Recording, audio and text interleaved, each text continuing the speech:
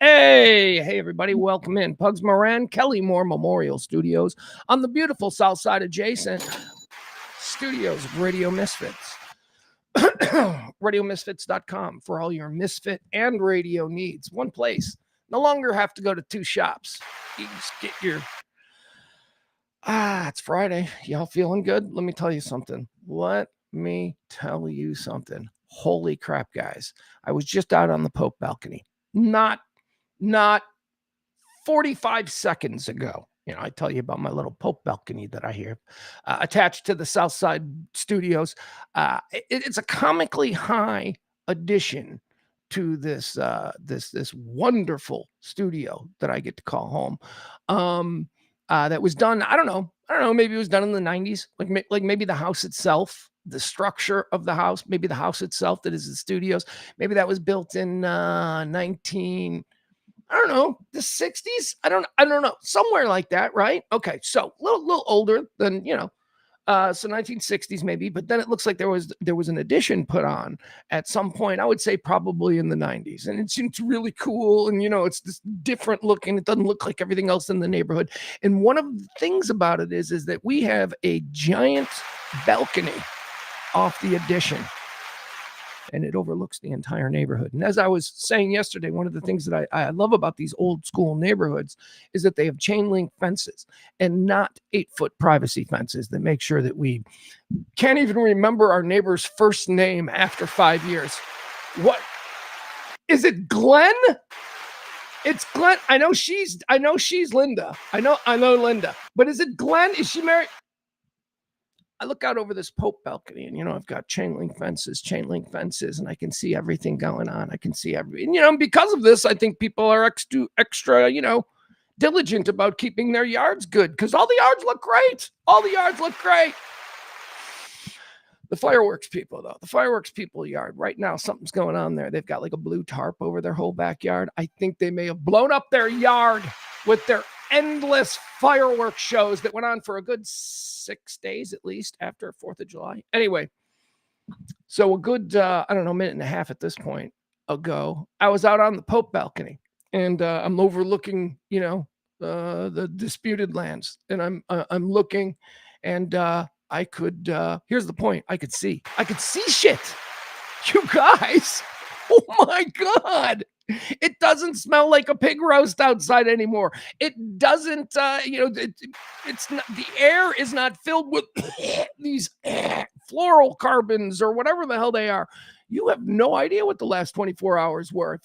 Unless you live here, unless you live like anywhere, I guess, along the Great Lakes, because isn't that kind of the problem? And then along the eastern seaboard, because these fires that started in Canada, apparently they got sucked into some, meteorological thing that just made it hang instead of continue to move. It just made it hang and we were choking here in Chicago with that toxic smoke. Anyway, we'll talk about the toxic smoke situation, but I wanted to report right now, breaking news. A good 3 minutes ago, I was out there on the Pope balcony, and holy shit, I could see clouds. I could see a blue sky. I saw a blue sky. I saw a brown sky yesterday. It's like, I can tell that the sun is out. The sun still works. That's the good news. The sun is working. That I can confirm that. But I don't know. Everything else is just like brown. It was gross. And it stunk. And it screwed up last night, Pope balcony. My son and I, we sit out on the Pope balcony and we play the airplane game. Yeah, I know. We're still playing it, even after I told you that it's led to a couple of really stupid fights. All these fights are always about cities, because that's what we do. We live in a flight path by Midway Airport, and we watch the airplanes come in. And, I have flight radar up on my phone, and we play a little game. Okay, where is this plane coming from?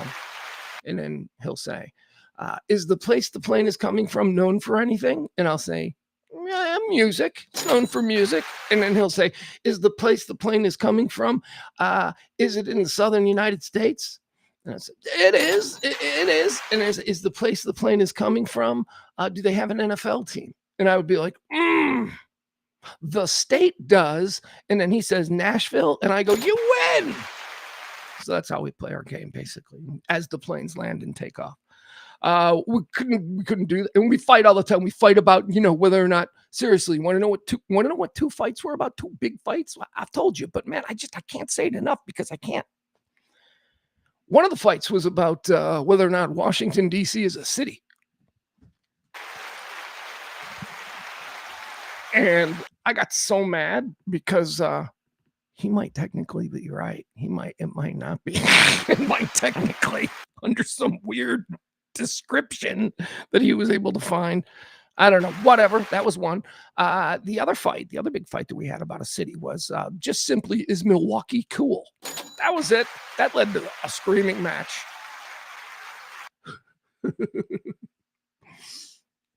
So anyway, last night on the Pope balcony was completely interrupted because of this stupid smoke.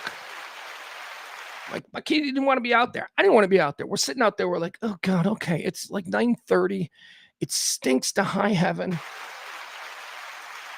Can't see anything. We couldn't see the planes. We could hear them because they would, but you couldn't see them. What you could see was maybe a little blinking light, a little tiny blinking light through all the smoke or whatever. Anyway, I'll give you an update on that and how it's moved through, and we'll talk about it. It's seriously, it's an obsession of mine these last 24 hours because the world went brown, and I don't know. I wanted to comment on how I think that's weird. I think that was strange. Don't remember that from my childhood. Am I a tree hugger now? Because I think that there's something strange about this. This never happened before. It's never happened. That I can remember, at least not regularly. So something's up. Something's weird. Canada's playing the long game with us. Canada set these fires to fuck with us over the whole thing from a few months ago. All right, so we got that. Got a lot of things we're going to get into today. I want to talk about, I'm not going to spend a whole lot of time on the president's speech last night because, quite frankly, I only got 10 minutes into it.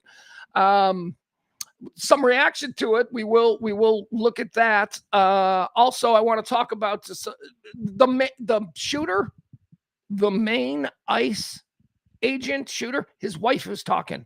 Let's listen to her. This is not some sudden turn or anything. I've been telling you guys for a year since the ICE ramp up that they're hiring anybody, man.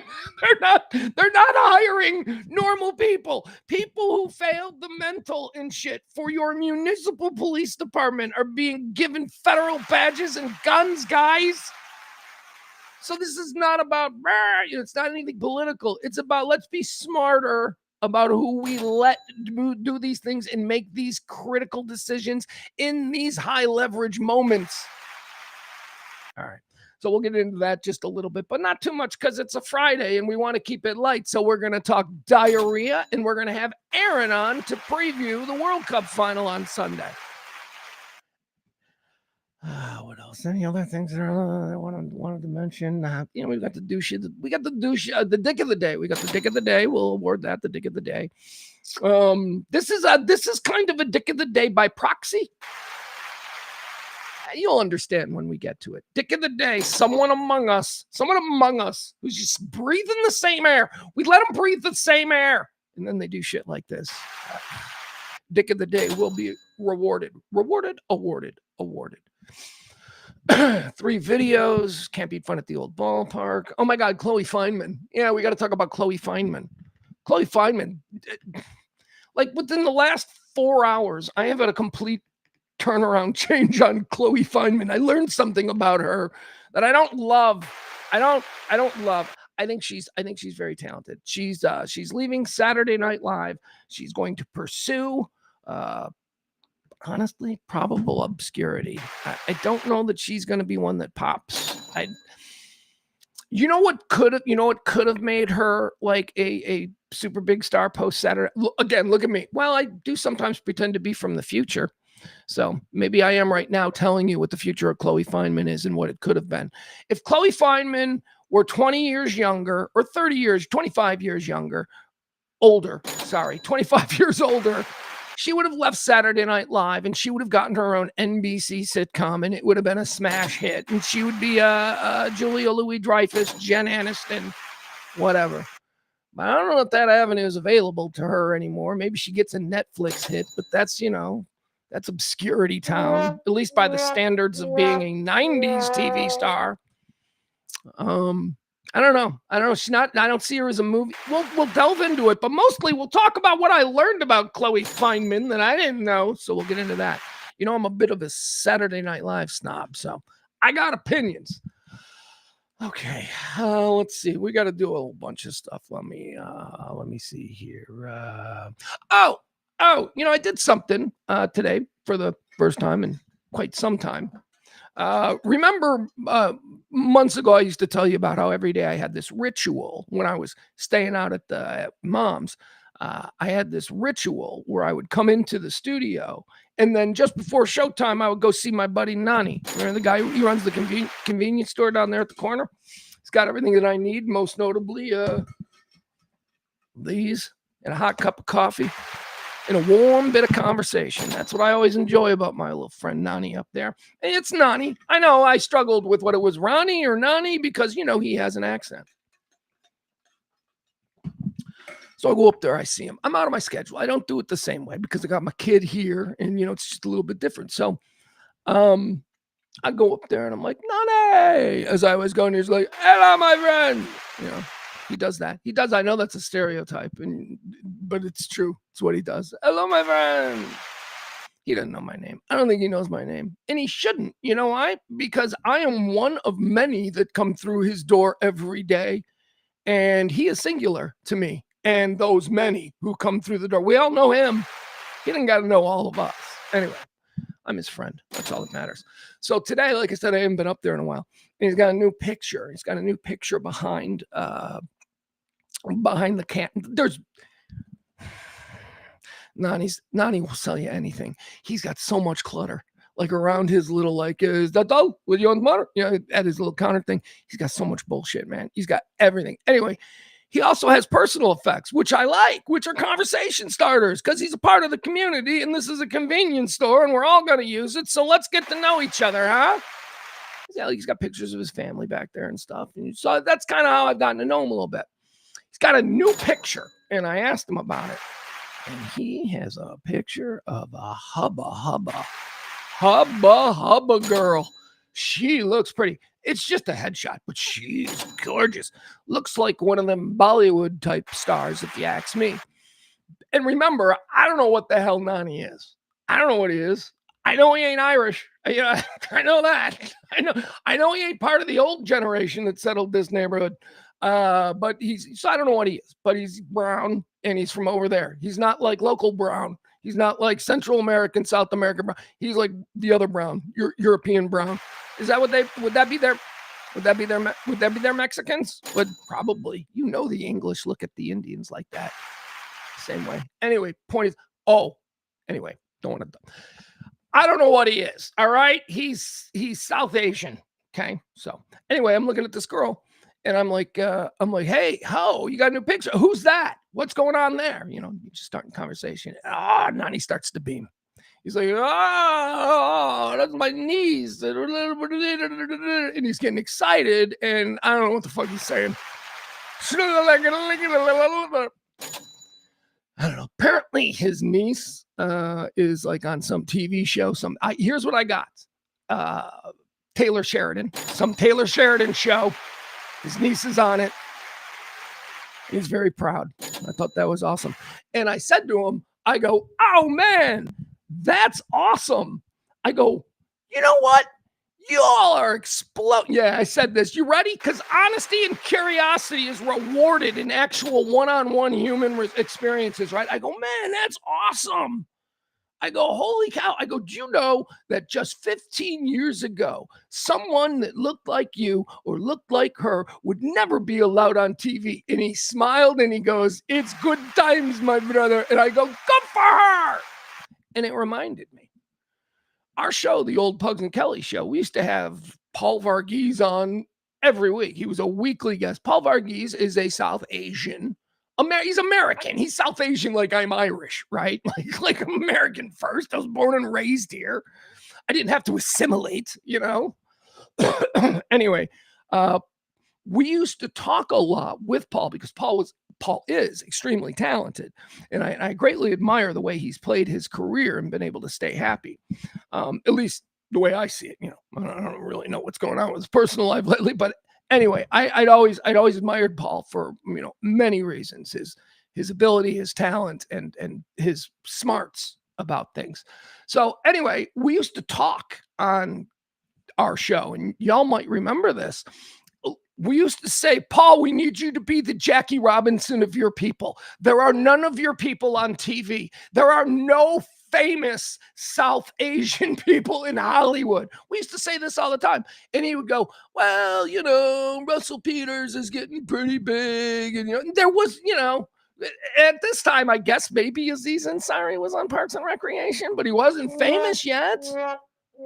So we used to have that conversation all the time with Paul because it wasn't racist. It was an interesting conversation about modern social dynamics. It's an honest and open conversation. I wasn't taking a position. Kelly wasn't taking a position. Well, it's a good thing because you people, that wasn't our position. It was, let's find a way to talk about these things that never get to be talked about because people are quick to label shit racism. Anyway. So me and Nani had a little moment, and I was thinking about it because, God, yeah, 15 years ago, there were no fame. Now we got what? We got Devs, we got Kumails, we got Hassans, we got Azizes, it's really kind of a shift. It's a cultural shift. It's a show of progress. It's a show of acceptance. Just thought that was interesting. I'm like, look at you, Nani's got a niece who's on TV. I love it. She's pretty too.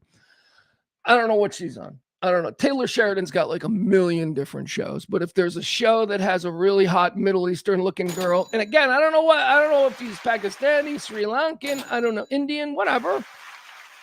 Doesn't matter. I'm not curious to that point yet. Yeah. I'll ask that after I learn more about his famous and sexy niece.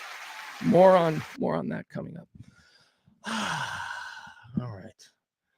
Let's see. Did that conversation make Adam hate me even more because I'm not an ally? Because I'm just a racist white man who has questions? Hey, who's Chicken Coop? Is that Peter? Did Peter change his name? Because we've got an issue with the chat room, the Chicken Coop today. It's not a big issue, but I didn't know who 1, 2, and 3 was because first through the box today into the chat room was Peter. I like that. And second podium today position goes to Kevin, KB. Kevin has a question. Kevin says, who put the bop in the bop she bop, and for what matter? Who put the ram in the ram-a-lam ding dong? I have no idea. You remember that song? Remember Cindy? That's how innocent we were. We were. She Bop by Cyndi Lauper was like an explicit song. And it was only explicit because some pervert had to explain to you what he was hearing. We normal people, we thought it was just a banger. She bop, we bop, we bop. Same goes for turning Japanese. I was a totally normal person until some pervert entered my world and said, you know what that song's about? No, I didn't know that song was about that. Thanks, weirdo. Anyway, you couldn't. Now there were other songs that, like Darling Nikki from Prince. Pretty on the nose there with them lyrics. Masturbating with a magazine in the hotel lobby, right? Darling Nikki. That was explicit. That was like, okay, well, I get that. That's on the nose. But as far as turning Japanese and She Bop and I was going to say the Divinals, I Touch Myself. I didn't know those songs were about masturbation. I did know Divinals. That was, okay, the Divinals, I Touch Myself, that was pretty overt, right? That was pretty gratuitous. That was also Hollywood, by the way, because if you were like 17 years old when the Divinals dropped, I Touched Myself or whatever, you looked at that woman and you were like, oh my God, that's the sexiest woman on the planet. Turned out she wasn't really. Turned out that was makeup and hair and a bustier, and she's all right, but she wasn't that. Anyway. Yeah, I mean, think about that. All of those songs that you now know are like, that's a dirty song. Every one of them, somebody fucking weird who figured it out first because that's how they see everything as in sexual. Somebody fucking weird Told you about it. She Bop's a banger. I don't care if it's about masturbating or whatever. I don't care. All right, 2. That's Kevin. Kevin was in the chat room second. Here's where the little controversy comes, because Peter was in first as Peter. And then the next person in the chat room is Chicken Coop 12345, which is also using the same picture as Peter. So one must assume that both are Peter. So I'm going to say Peter is 1, Kevin is 2, and number 3, we're going to go to my buddy of 20 plus years, Adam Reyna. All right, so that's our podium today. Good job, guys. Also, it is Friday. It is the end of the week. It is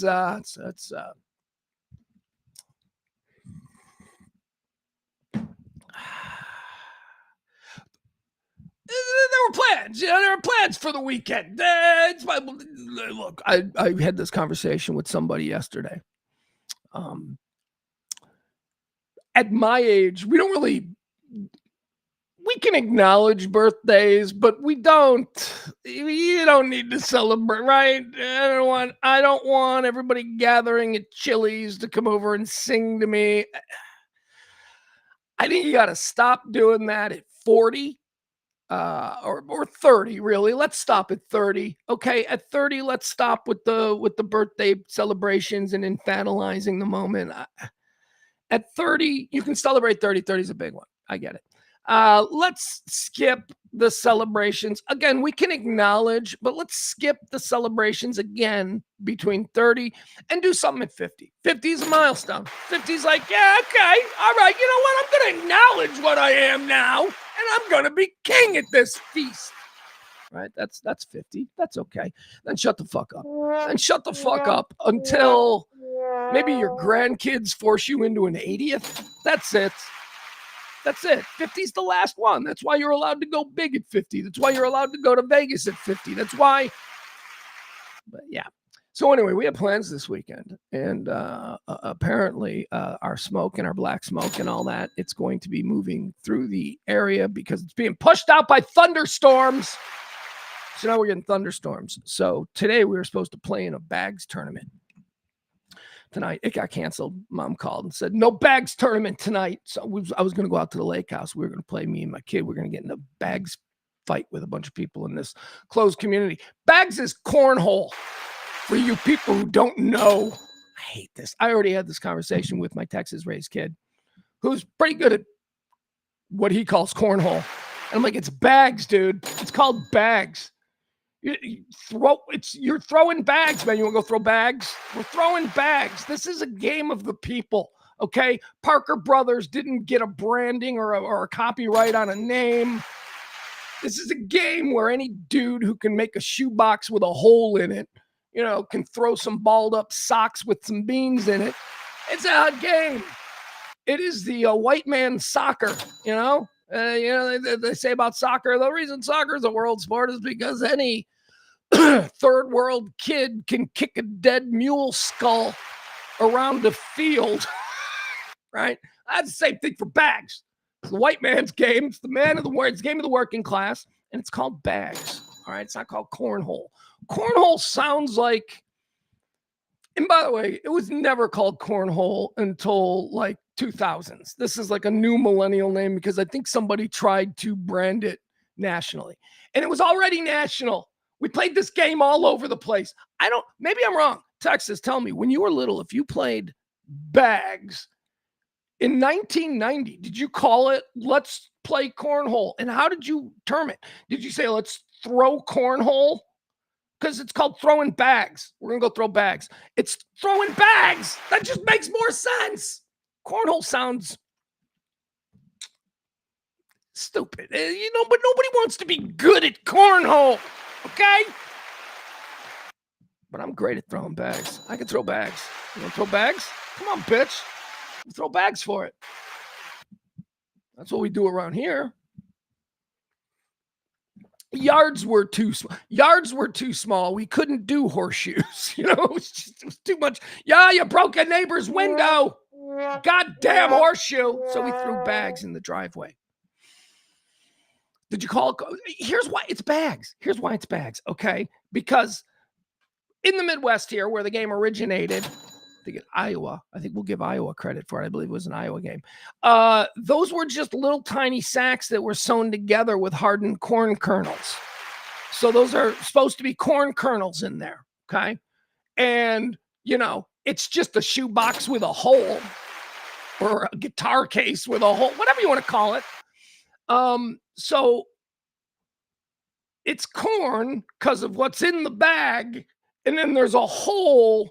So that's where cornhole, I guess.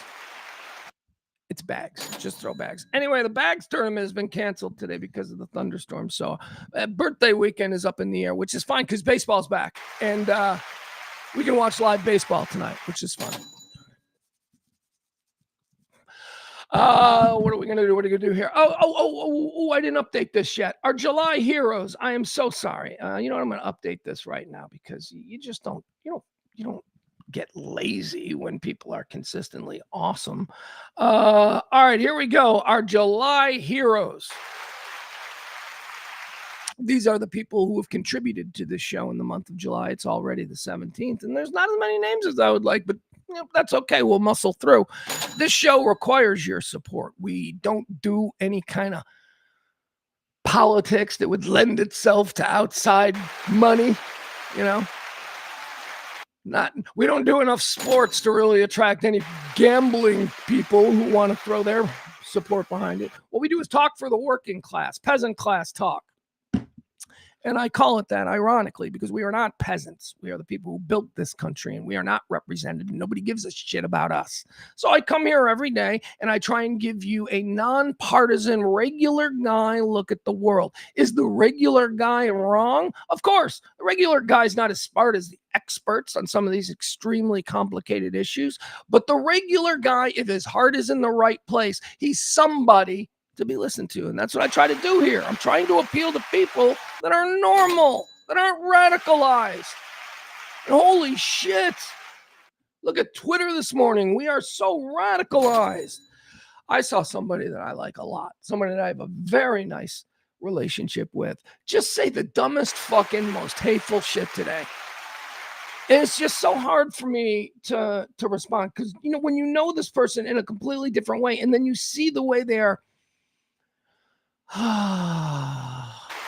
behaving on social media, it's like, that's not you, man. You would never. I'll tell you, if I saw this person in real life, I would go up to them. No, you wouldn't. No, you wouldn't. I know you wouldn't. Why are you saying that you would? I don't know. Anyway, that's what we do here. July's heroes are the people who have made it possible for us to do it this July. So thank you to Heidi. She is the new addition. Heidi tips every month. Heidi tips a great deal every month. We seriously could not make it without Heidi. Thank you, Heidi. Appreciate you. Tracy D. Tracy D dropping them bombs. Thank you. Peter, man, relentless. Peter, Barney, and Mama B once a month like clockwork, man. This is why the show continues. Thank you as well to Mikey D and Leslie C. And look, everybody else. I really hope I'm not missing anybody. And if I am, let me know.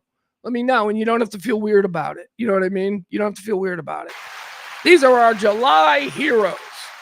Thank you, folks. You want to join them, go on, drop a little something in the Venmo or the Cash App. That's how we operate here under the table, like any good Southside operation.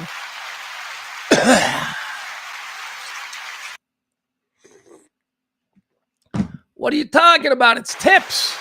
It's tips. I'm technically below the poverty. Tips. Anyway. Thank you, folks. Thank you, folks, who make this show possible. All right. We've thanked the chat room. We've rewarded the podium. We've done our little tin cup shaking. Who else do we have in the chat room today? Well, there he is, the War Devil himself. A little late, usually earlier. It is Byron. Leslie, see ya. We've got the incredible April. Not enough is said about April. I don't know. Maybe I don't know. Maybe enough is said to her liking. April's amazing. April and I became friends more than just, she listens to my content and all that stuff. She used to come out to trivia every damn week. Got to meet her family, her husband. He's a good dude. Quiet. He was quiet, but I get that, right? Because this is April's thing. And, he's being a sport. And he was a very good sport. He was a very good sport, I thought. So thank you, April.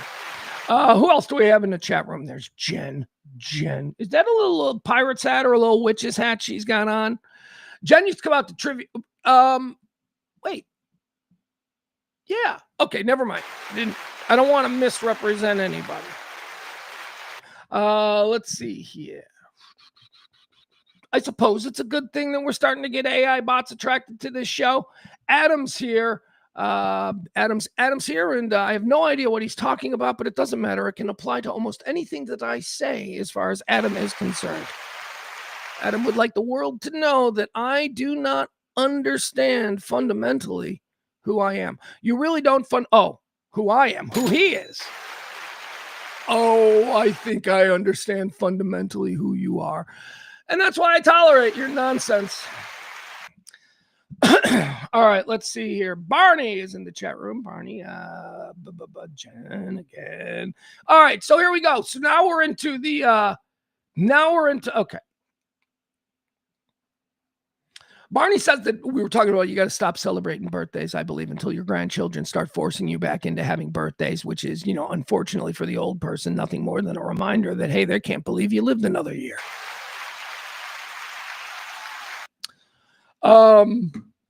50 is where you cut off birthdays. So you can acknowledge it. Like, you can acknowledge, people can be like, hey, happy birthday. You'd be like, oh, thanks, man. Thanks. Sorry I didn't get you anything. Don't fucking feel sorry, man. I'm not 9, okay? I don't count on this as one of the big windfall days of the year, which is why I always felt lucky to have a July 20th birthday, because it was like perfectly split with Christmas. Like, I appreciated that. I had friends whose birthdays were like in November and in December and January. And the more working class of them, they got like combined birthday Christmases, which is, not the rich kids.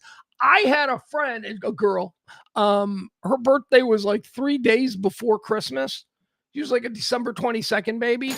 And she had big, giant birthday parties that were completely independent of the Christmas windfall she would receive 3 days later.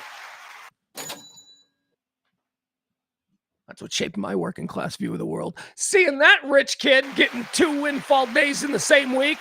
But I appreciated having a July birthday, because by that point, even if you were working class, by July, people could recoup and they could, reload, and they could give you another good dumping of presents in July.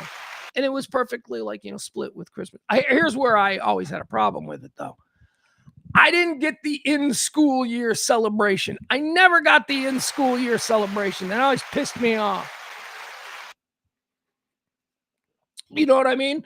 You remember the kid who had the birthday in November, the kid who had the birthday in April or whatever, and they got to bring cupcakes to class, and everybody sang to them, and they were special, and everybody was nice to them for the day. I never got that bullshit. And let me tell you, it was suggested that we could celebrate it anyway. I don't remember who did it. I don't think this is something that would come from my mom, but maybe it was some hippie teacher I had. They're like, we could just pretend it's your birthday. And I figured, man, that's some bullshit right there. It ain't my birthday. It ain't nothing special. There's no authenticity to this celebration. Is this how you live your life? 28-year-old single teacher in 1978? Even then, I knew it was stolen valor. You can't do that. So that was really the only problem I have. But otherwise, speaking as far as being an only child and expecting windfalls 2 times a year, mine were parsed out pretty good. But again, I'm not 9 anymore, so I don't need anything more than acknowledgement. That's I think, and I don't mean just for me. I just mean in general. I think that should be a rule of society. Okay, there's no such thing as a 53rd birthday party. Okay, no such thing. We can't normalize that. And trust me, anybody turning 53 doesn't want endless reminders for like 5 hours on a Saturday night that they turned 53. Old man. Shut the fuck up. Just shut the fuck up. Can I watch the game?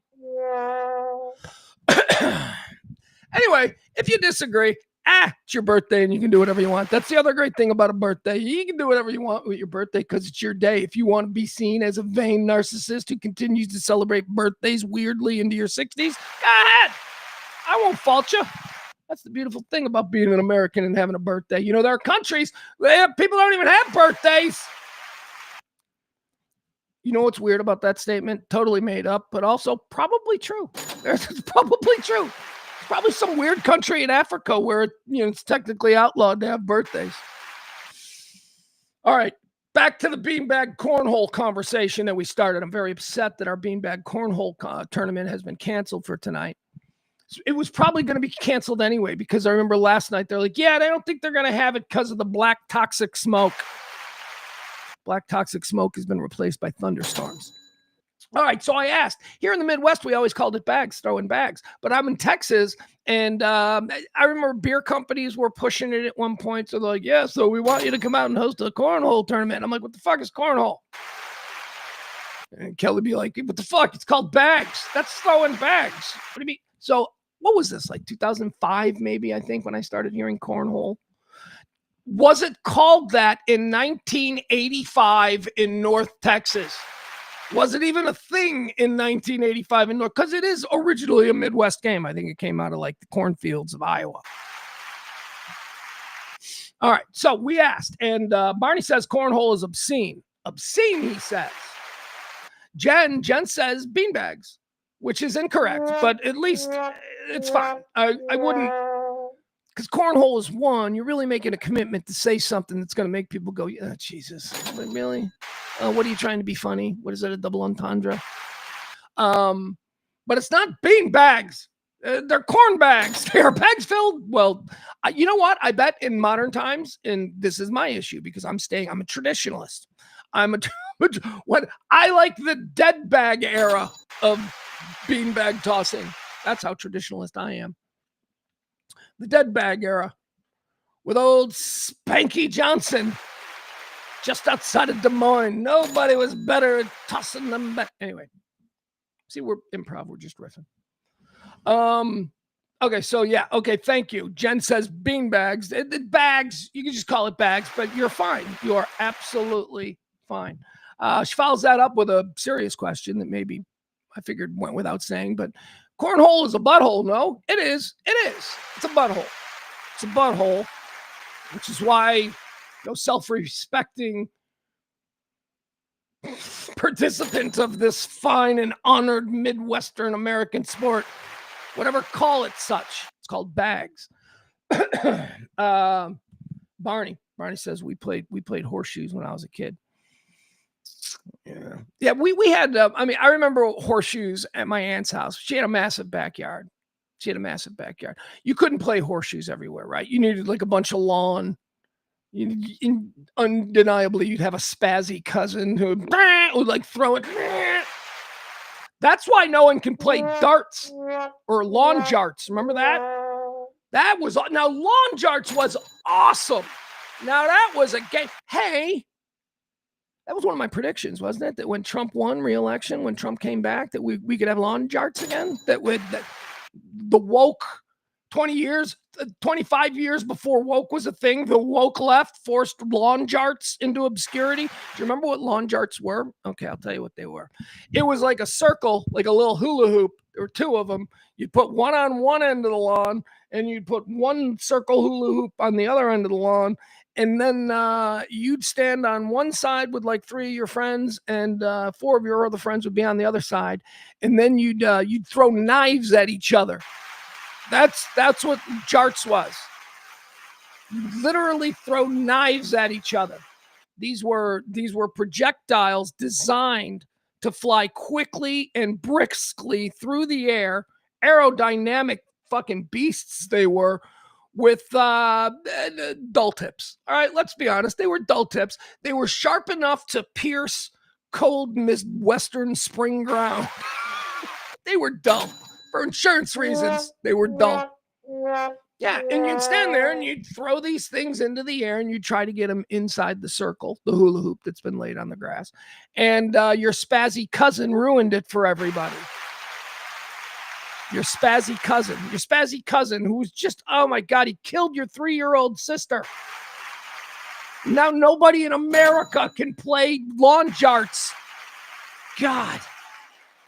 It's just family. You're not raised right. You don't let the spazzy cousin near the horseshoes. I know Barney's family knew this. You know, the kid that you only saw a couple of times a year and you wondered if he was chained to a tree the rest of the time, but he came out for special occasions. That kid, you didn't let him play horseshoes. And we didn't let him throw bags either. We kept those in the Midwest. We kept them in our basements. They didn't have to be chained. We were humanists. They didn't have to be chained to a tree. We believed in human rights. They were kept chained to a radiator in the basement, and they never came out, ever. April says she called it beanbag toss. Yeah, again, I think maybe it is beanbags now. I think it probably is. Because I'm guessing that since these are available at every Dick's Sporting Good around the globe, that, you know, it's probably not some farmer's wife in a barn sewing a, you know, a little burlap sack filled with corn. I'm pretty sure they've changed the method. So yeah, it's probably beanbags now. And maybe that's what we do. Maybe is that the compromise? That could be the compromise. But we can all agree we need to move away from calling this beautiful and righteous sport cornhole. It could be the next pickleball. I honestly believe this. I believe competitive cornhole could be the next pickleball. Why do I believe this? I don't know, because I'm desperate and grasping for anything. I'm also not terrible at bags. I'm not great at bags, but I can play bags now. You know, like if I was on your bags team, I wouldn't be the weak link. I probably wouldn't be the best guy, but I wouldn't be the weak link. And it isn't like mini golf where I'm the best guy on your team. I don't care who you are. What's your name? Tiger what? I'm the best guy on your mini golf team. Let's see here.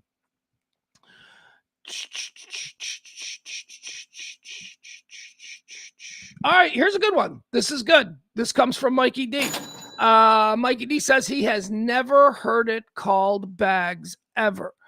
But again, I think context for this conversation that would help me out a lot would be, how long is ever? Like, how long have you known about bean bags or bag throwing? I like calling it bean bags. How long have you known about bags?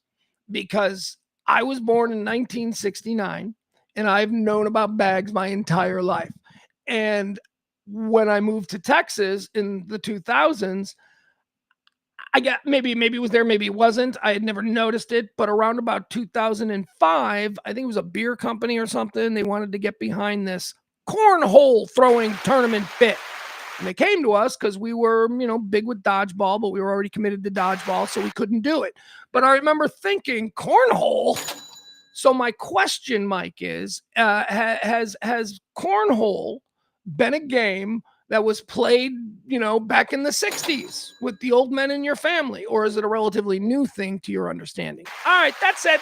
That's all I need for context on this subject. Kind of feels silly that we're going to talk about serious things next. All right, let's move on. We don't need to do any more of the cornhole thing. Thank you, Mike.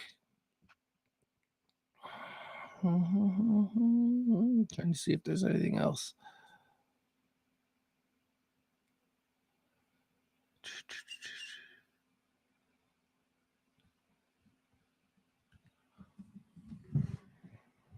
April with a terrific suggestion. Pugs really needs to take his trivia show to YouTube. I've done many trivia vids on here, but most of them have too many British questions mixed in. So that's interesting to me. And I'll tell you why. Because I have long wondered why daily game shows, especially at the local level, which penetrated back when they were first introduced to American television in the 1950s for very specific reasons. Today, with digital distribution and do-it-yourself, those very specific reasons are relevant again. And I've wondered why, because what it is it builds in advertising. Like it could be so-and-so company presents, and the money or the rewards or whatever are given to that. I don't want to get, any point is this. There really hasn't been a breakout game show in the digital format. Now, I know that there's probably ones that are out there and they're popular and all that and good, but I mean breakout. I mean something that has caused there to be hundreds of other imitators all of a sudden. And now there's a whole new genre. It's the live game show. So that's interesting. I've long thought about how that could work. But yeah, thank you, April. I don't think that's a terrible idea. More on the birthday conversation. Adam says, exactly. I don't celebrate my birthday, but I don't think anyone else who doesn't deserve the appreciation of themselves. When it spills over into week, that's where I say knock it off. Yeah, well, I celebrated my birthday week well into my mid-30s. It was mostly performative in a bit, but whatever. Adam says, in PS, I'd kick your ass at bags. I'm great at it. Okay. I mean, look, it was fun. I have no doubt. I mean, I've been beat. My kid can beat me. I've been beat. I can play though. I mean, I'm not going to embarrass myself. So we'll see. We will see. You don't want to run your shit mouth to me on the topic of mini golf in that way. All right. Word to the wise. Thank you. Thank you. Let's see. Byron also says Jen's right. We called it beanbags. All right. So beanbags. So Byron, guys, beanbags was a thing in like 1980 in North Texas. Look at me. I'm just assuming you guys are both native North Texas. I think Byron is. Byron's really good at being a Texas dude.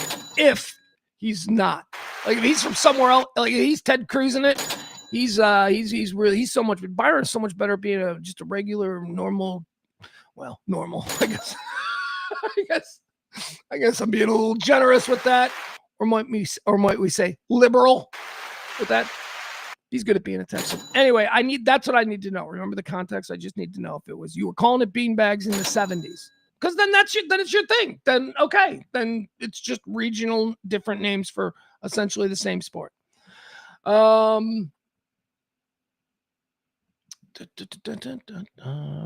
Adam says, I've played cornhole for 15 years and it's never been referred to as bags here. Yeah, I believe that. We never heard it as bags down there either. Mikey says, true, probably around 2004 when we moved back to Texas from Atlanta. True what? True that it wasn't really a game from the 70s or whatever. All right.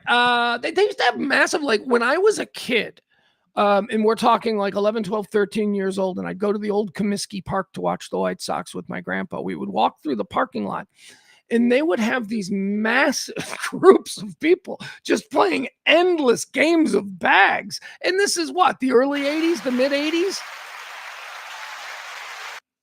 Anyway,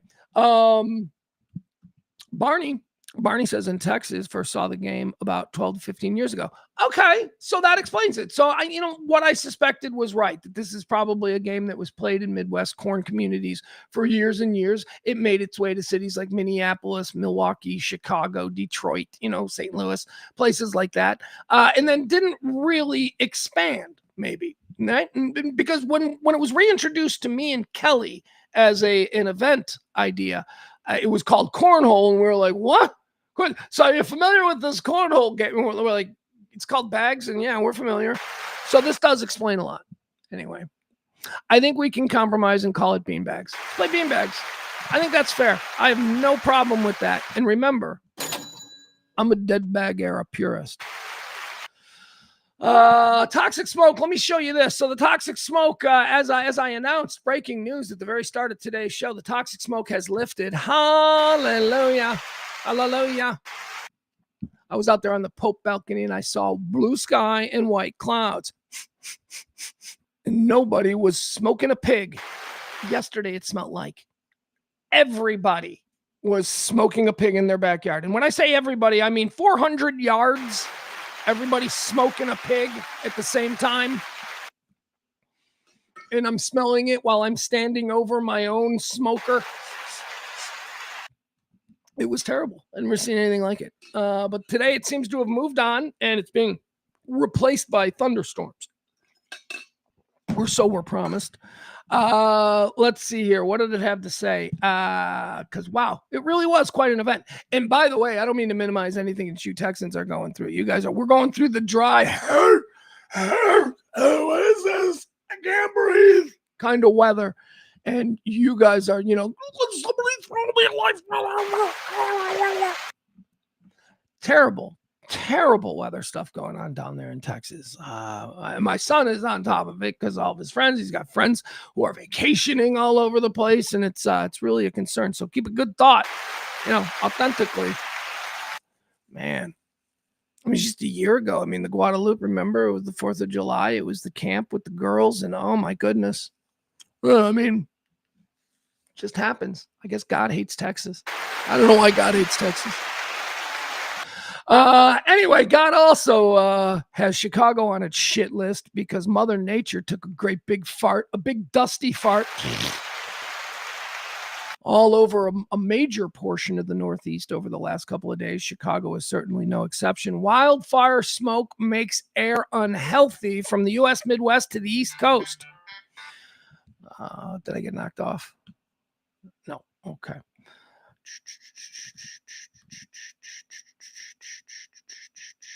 Sorry, guys. I got stuff all over the place. All right, let's get back to the update here. Officials in many cities have urged residents to stay inside or wear masks outside as air quality reached unhealthy to hazardous levels. And let me just say this.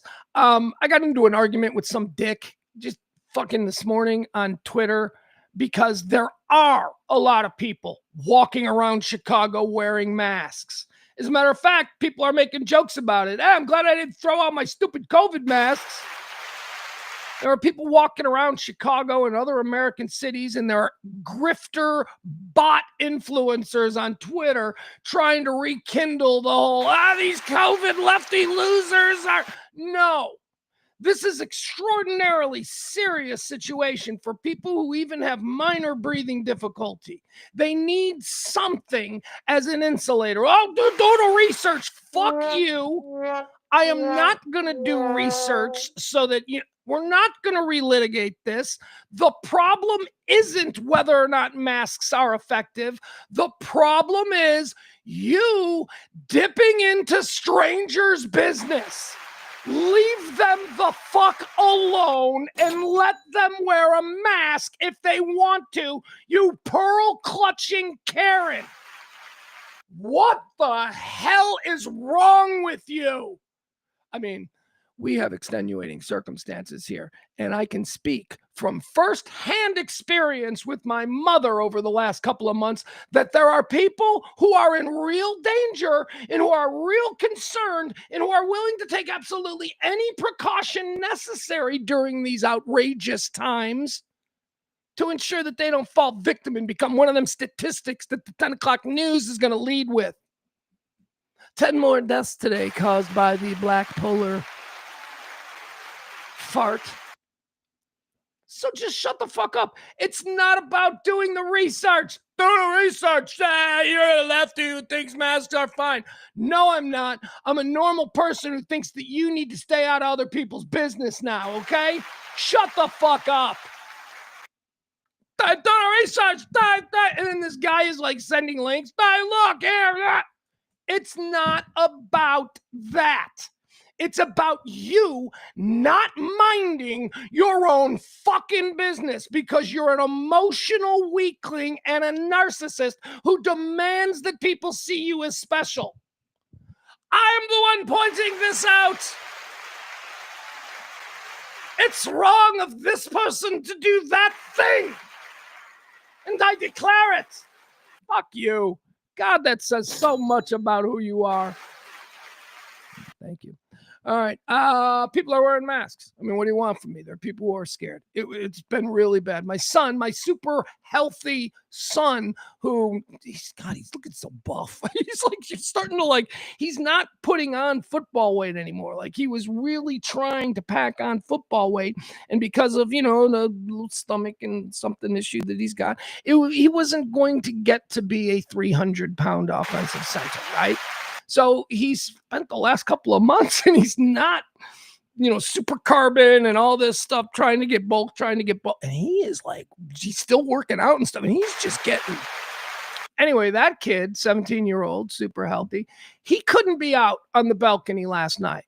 Well, one of the things we, father and son, enjoy most is sitting out on the Pope balcony, drinking a couple of cold beers and playing our little airplane game. He wouldn't do it. He's like, I can't. This air sucks. It's like, how can you? And I'm like, I don't know. I'm an old man. How can I? Because I went on vacation once to Florida in a car with a bunch of smokers. That's in the summer. And that's why I can probably sit out here. And you Gen Zers, man, you weren't built for this. Nobody ever smoked a cigarette around you, blew it in your face as a show of affection. I love you. Yeah, we were hardened for this shit. So yeah, I'm sitting out on the Pope balcony and I'm breathing in all this brown air and I'm thinking about, all the adults who just blew cigarette smoke in my face my whole life as a show of affection. Officials in many cities have urged residents to stay inside or wear masks if they must go outside because air quality has reached unhealthy to hazardous levels, meaning it's unhealthy for anyone, regardless of health conditions. The smoke is coming from fires that are burning primarily in Canada, but also in northern Minnesota. Minnesota, a likely suspect. Let's see. A lingering high pressure system has trapped the smoke close to the ground, says the National Weather Service. Air quality was among the worst in the world for several major cities.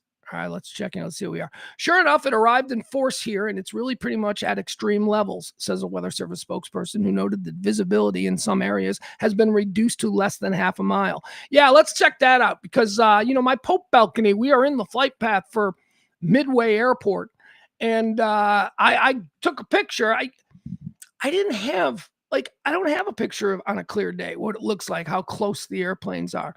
But I was able to take some pictures of planes landing at Midway yesterday. This ought to give you an idea of just absolutely how... it's not clouds. These are not clouds. So here, maybe I show it to you. Yeah, here's one. Okay. Look at this. Now, this is like 4:00 in the afternoon yesterday, I think is maybe when I posted this. This is 4:00 in the afternoon yesterday on a sunny day. Look at that. That is an airplane that I can almost always see people in the windows of.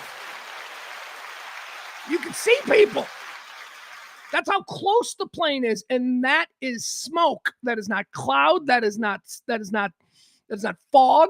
That is smoke, man. It was not great. So I wonder if I have any other pictures.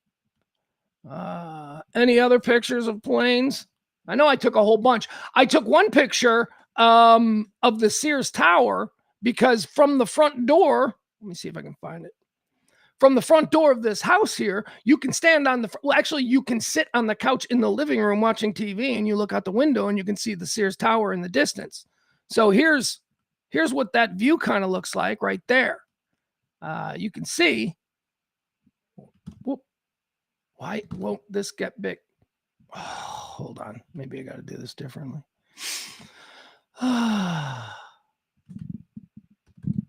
it won't stay.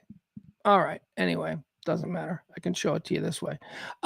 So this is right outside my front window. You see those. It's a baseball field that's right across the street, but on the back end of that baseball field, if you could follow where my pointer is, right here, this is the skyline of Chicago, and the Sears Tower is right in the middle of this. Every single day, you can look out, you walk out my front door, you can sit on the couch and watch TV and look, and you can see this amazing skyline. It really is a terrific view. Not anymore. Completely gone.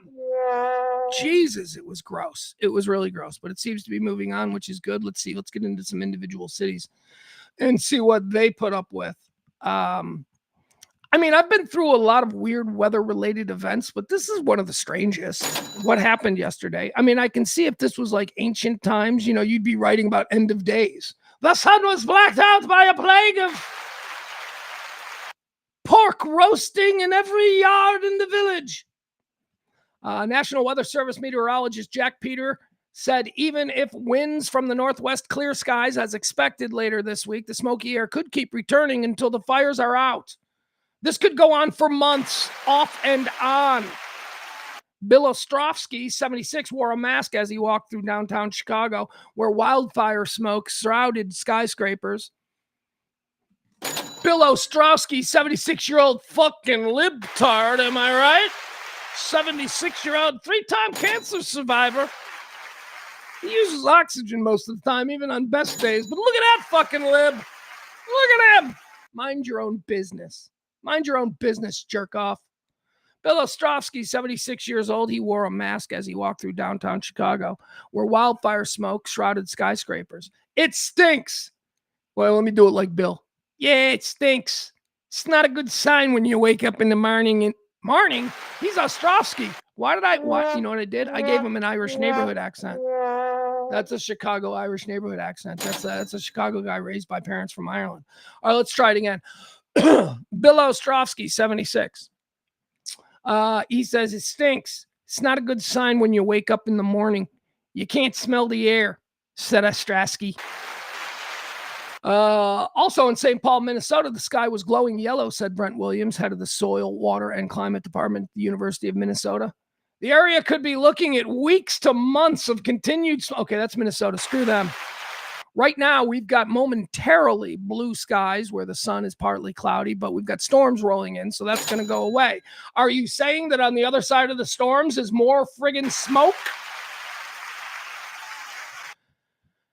This is worth going to war over. I got to tell you, if our sickly grandparents start to croak, we're going to war with Canada and northern Minnesota over this bullshit, because I have had enough. The other big story last night, I was on with Maddie in the chat room. She does a Twitch stream. She's left. She's like, here's what's going on. And I'm like, okay, I'm learning some things. I don't think I believe that. Okay. So I'm enjoying participating with them over there. But I had to jump off Maddie's stream yesterday, which is probably for the best because the sound isn't good. And I don't understand. I don't like, we're going to get it fixed. Anyway, I had to jump off because of the Trump speech, because me and my 17-year-old son, we had, we're going to pop some popcorn. We're going to watch this, historic moment. And I made it 15 minutes. Got to be honest. I made it 15 minutes. I didn't think, him reading a list of accomplishments for 15 minutes was going anywhere. And I went, oh, this is why nobody's carrying it. We watched it on, what did we watch it on? I think we watched it on YouTube. So it was available on YouTube, a lot of places. CNN didn't air it live. It had been reported that Fox wasn't going to air it live, but I don't know who aired it live. Anyway, it was a really stupid speech by an incredibly stupid and corrupt man who was desperate and sad. And he got up and he just, instead of talking about the debate that many people are having now about boots on the ground and whatnot, instead of talking about Iran and the absolute insanity of how these foreign policy negotiations, which is what they are, they're foreign policy negotiations, how insane these have gone, and poorly for us. Gas prices, the economy, people struggling. The story yesterday, over 2/3 of people in America now believe that groceries are unaffordable. Unaffordable, not too expensive, unaffordable.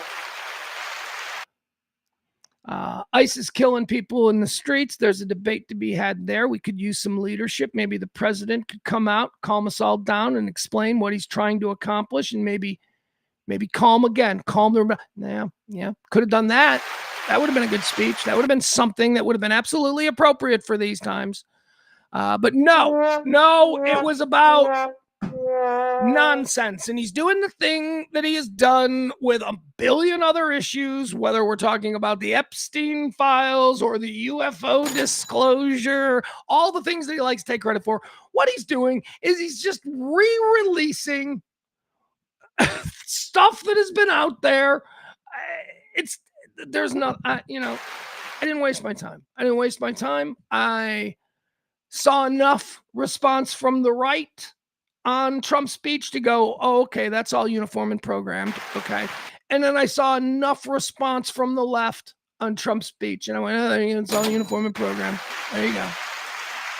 I'm in the middle going, the speech was absolute nonsense and total bullshit. So Let me let somebody explain it. And I think somebody explained it as well as anybody could. If you were to do this in the post response to the speech, I'd have said that's a really sharp guy. This guy did it before the speech. Before the speech ever even went on TV, this is what Georgia Senator Jon Ossoff had to say about what we were all about to hear. And guess what? This dude absolutely nailed it. Here's what's going to happen tonight. The world's most famous sore loser will deliver a primetime presidential sour grapes address to pursue his 6-year-old grievances about the 2020 election, while his war in the Middle East spirals out of control and the cost of living continues to rise for Americans across the country. I expect the president to reheat debunked conspiracy theories about the repeatedly litigated and audited and confirmed 2020 presidential election in Georgia, an election that Donald Trump lost. And let me be very clear about this. If the president declares Georgia's elections illegitimate, or if the president declares Georgia's sitting United States senators illegitimate, he is declaring Georgia voters illegitimate. It's Donald Trump who tried to defraud Georgia voters in that election. Donald Trump who tried to commit election fraud when he called Georgia's Secretary of State, Brad Raffensperger, and it was caught on tape, and you should play the tape for your viewers today, and badgered and bullied Georgia's top election official to, quote, find him the votes that he needed to win in a state where he had lost. All right, there you have. That would have worked as a postscript to the speech. It wasn't. It was hours before the speech. Georgia Senator Jon Ossoff, much of the speculation before Trump's speech was that it would focus on the fraudulent election of both Democrats down there in Georgia, Warnoff and Ossoff. That was Ossoff speaking on it. Trump didn't go there. He didn't go there. He just did a whole bunch of other weird shit. But that guy, you better start looking out for that guy, because that guy has suddenly emerged. That guy has, I hadn't thought about Jon Ossoff since the time he won, 6 years ago? Hadn't given that guy a second thought. Raphael Warnock is the one who seemed to be more in the spotlight. Now, all of a sudden, I'm getting to know Jon Ossoff, and guess what? He's a dude. I like him. That was calm. That was cool. That was sophisticated. That was elegant. That's the kind of man that I want standing on stage at a G20 or a G8. I don't think he's going to get fucking lost on a tarmac. Huh? We know the president does nothing. I'd rather have a guy who at least looks like a Johnny Bravo type. He fits the suit. Thank you, Gen X Brady Bunch reference. Anyway, I don't know anything about Jon Ossoff. I would have to find out more, but I can tell you that within the last week, I've seen him do things twice now where I've gone, yep, that's what we need. That ain't a pussy liberal. That guy is a Democrat who won in the South, and quite frankly, look at him, Barney, your wife's voting for him. She's not going to say she did, but that guy's electable. That is what electability looks like. And if the message fits, then we'll see. But again, I don't know anything about him. I think it would be fair now to show a little bit of Trump's speech. Trump gave a speech to the nation last night. I didn't see the whole thing, so I don't know that I am qualified to necessarily, give you any kind of a true breakdown of Trump's speech. But let's watch a little bit of it. Spend a couple of minutes. This was Trump from last night. Please enjoy. So, look, all I want to do is this. I just want to find 11,780 votes. What was the president asking you to do? He was asking us to recalibrate or recalculate, I believe it was, recalculate, somehow get a different answer. But I'm an engineer, and anyone that's good with numbers knows you can calculate all you want, but the numbers are the numbers. All right, I apologize for that. That was quite clearly not Trump's speech from last night, so let's just move on. What else do we have? Should we talk about... Yeah, let's do this. Okay. One of the other things that I would like to hear from the president now in these trying times, when there are a lot of reasonable people having actual concerns about overstepping of law enforcement, especially in communities. Hi, I live here in what's known as the Midway Triangle. So I wanted to tell this story. And you know what? I also want to talk to Aaron. So we're going to do some World Cup stuff, and I don't want to ruin his entire day. But the story that I want to tell here as it concerns ice, I don't know what mood it's going to bring. So, okay, let's just go for it here. So 2 days ago, I had gone to the local Jewel food store. I told you about going to the Jewel. I love that. I don't love Jewel. I love Mariano's. Mariano's is what I like. I grew up on Jewel. Jewel is like the cornerstone grocery store of the Chicagoland area. But I got to tell you, Mariano's is owned by Kroger. And I got used to Kroger down there in Texas. And Kroger is a million times better than Jewel. You know what Jewel is? Jewel is Tom Thumb. Jewel Food Stores in Chicago is owned by Tom Thumb. Mariano's Food Stores in Chicago is owned by the Kroger Company. And even where it's Kroger versus Tom Thumb, everybody knows Kroger is superior to Tom Thumb. And then there's Albertsons. You're like, isn't Albertsons cute? Look at it. Nobody likes Albertsons, right? Nobody likes Albertsons. I didn't like Albertsons. I was Kroger, Tom Thumb, Albertsons. But people I respect would say, you've never been to an HEB. And that's true. I've never been to an HEB, heard good things. I am a grocery store guy, is my point. I love the grocery store.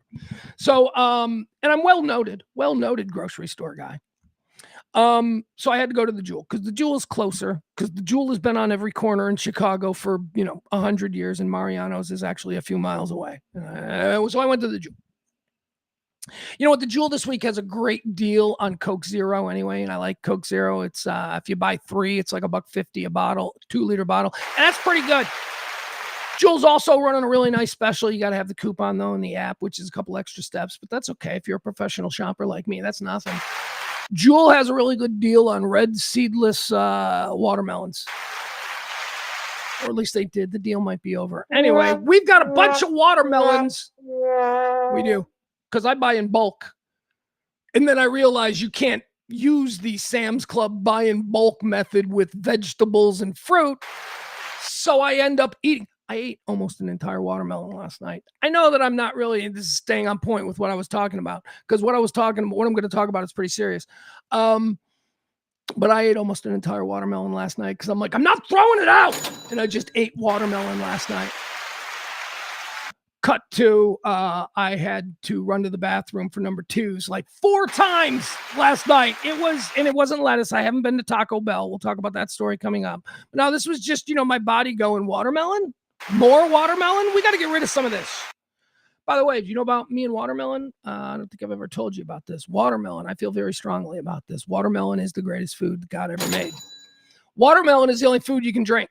Think about it. Watermelon is a food that you don't need to drink. If you're eating watermelon, you don't need a soda with the water. You don't. Watermelon is a food you can drink. If I was on a desert island, give me watermelon. And I think this is by design because remember, I believe that we're all being primed to just be heads in a jar, right? Because the AI overlords, they're just going to, they're going to need our brain energy for something. And we're all just going to be, humanity is not going to need these husk bodies anymore because this is going to be replaced by robots doing things. So what they're going to need from us is, maybe sentience. So they're going to figure out a way to keep us alive without the bodies. And guess what the superfood will be? It'll be watermelon. They'll get us watermelon. It'll just be our heads in jars or maybe brains. I don't know. It's like 40 years away. We're just going to be like heads in jars, and then they'll give us watermelon to eat. Why? You say, oh, watermelon doesn't have any nutrients. We won't need it. We won't have bodies. That's why it's going to be watermelon. We won't need the nutrients of watermelon anymore. That's the only knock on watermelon is people are like, it's just water. There's like hardly any vitamins. Your body gets no nutrition. That's why the AI overlords are making watermelon so cheap, so that we get accustomed to eating watermelon. So it's not a shock to us when we're just heads in a jar. Sound like a crazy person, I know, but you'll see. One day my writings will be respected. me and Sir Sebastian Gorka, they'll carve us into fucking mountainsides in 500 years. I'm being silly because I'm avoiding talking about a subject that I don't really want to talk about, which is what actually happened when I went to the Jewel 2 nights ago. I told this story last night on Maddie's Twitch because it just came up organically, and I haven't been wanting to talk about it just because I'm not really proud of myself for it. I'm really not. Like, there's tiny little existential crisis that I've been going through because of this experience and because of how I behaved in this experience and because of what I did. So I was, I tell you I'm a part of that Citizen app here, the citizen community of news gatherers. And whenever we see something happening, whether it's because we listen to the police scanners like total virgin nerds, or because we see cars racing down our block, whatever it is, we go and we have our phones and we film whatever is happening in our neighborhood. And we are now suddenly news gatherers. Everybody, if you have the Citizen app, you are the equivalent to a 1990s News Center 5 van. Used to be, we didn't get to see the burning building on the south side until News Center 5 could get a chopper in the air or the van out there with some pretty blonde lady in a trench coat going, the fire started at 2 a.m.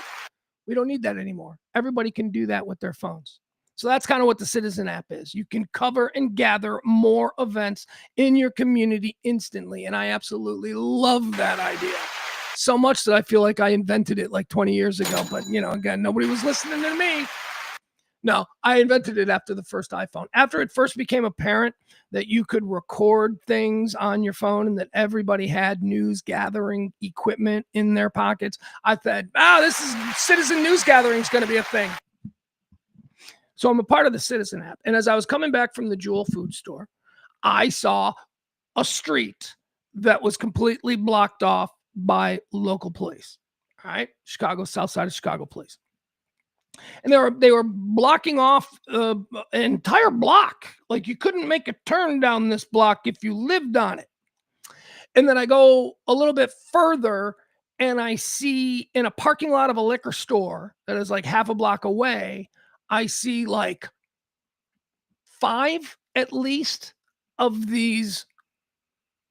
They are obvious federal law enforcement vehicles, right? They're obvious. If you live in the neighborhood, you see the ice trucks, you know what they look like. They don't all look like SUVs. They're not all in SUVs. Some of them look way more military than that. Some of them look like, SWAT team vehicles and stuff like that. So I decide, hey, this is like a Citizen app moment. So I do a loop around the block and I'm able to come in through the backside of the neighborhood. Why? Because I'm a local and I know how this works. Still, remember, the primary entrance is being controlled by Chicago police who are parked across the entrance with their lights going. Nobody can turn on that block. But I just went around the block and came in the back way and I park and I start to walk as if I live in this neighborhood because you know what? I do. I do. I mean, yes, a couple of blocks away, but it's not crazy that I would be walking down this stretch of street and getting my steps in. I mean, yes, this would be in my step circle if I was truly trying to get my 10,000 steps.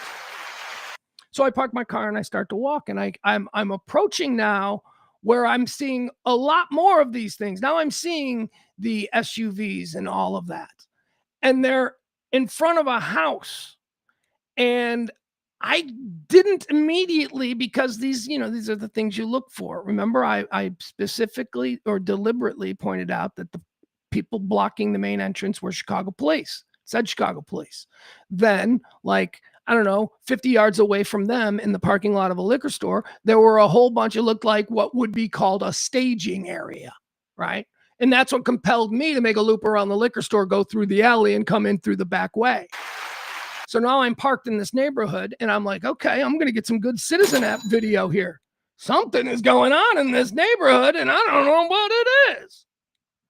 So I start walking and I start seeing activity. And now there's some neighbors who are standing out there and people with dogs and there's something going on. The neighbors are walking out and I walk up to this one person and I say, what's going on? And this person goes, I don't know, but I think these are ICE guys. And I go, oh shit. And just then someone came from around a van and I could see the back of his thing and his thing said Homeland Security. That was the only marking on any of these people that I saw. So at this point, I'm like, here I am representing the Citizen app. Remember, you can make as much as $500 for a story that, and I'm like, this might be good. So I pull out my phone, I hit my Citizen app, and I am about to go live and film this, something that would undoubtedly have made me money in this game of citizen journalism. And I started to go live, and I immediately stopped and I put it in my pocket. That's why I haven't told the story in 2 days. I have been feeling like the biggest fucking... I have been reading Thomas Paine for 2 days. Thomas Paine is one of my heroes. He's a guy who was fearless about what he believed. And because of what he believed and what he wrote, with the exception of Common Sense, which was his great ode to patriotism that fueled our founding fathers and the message that they were able to brand, the narrative that they were able to push, that was Thomas Paine. The whole feeling about what America is supposed to be. That was Thomas Paine. That was Common Sense. He would then go on to write a number of other things that were more controversial. He would take on the monarchy. He would, in support of the French Revolution. That was very controversial. He would then take on religion, Christianity, which would almost be his complete undoing. Rights of Man, right? So Rights of Man, Common Sense is the one that we all know with Thomas Paine. Rights of Man was about the French Revolution. And then what was the title of the one that was about Christianity?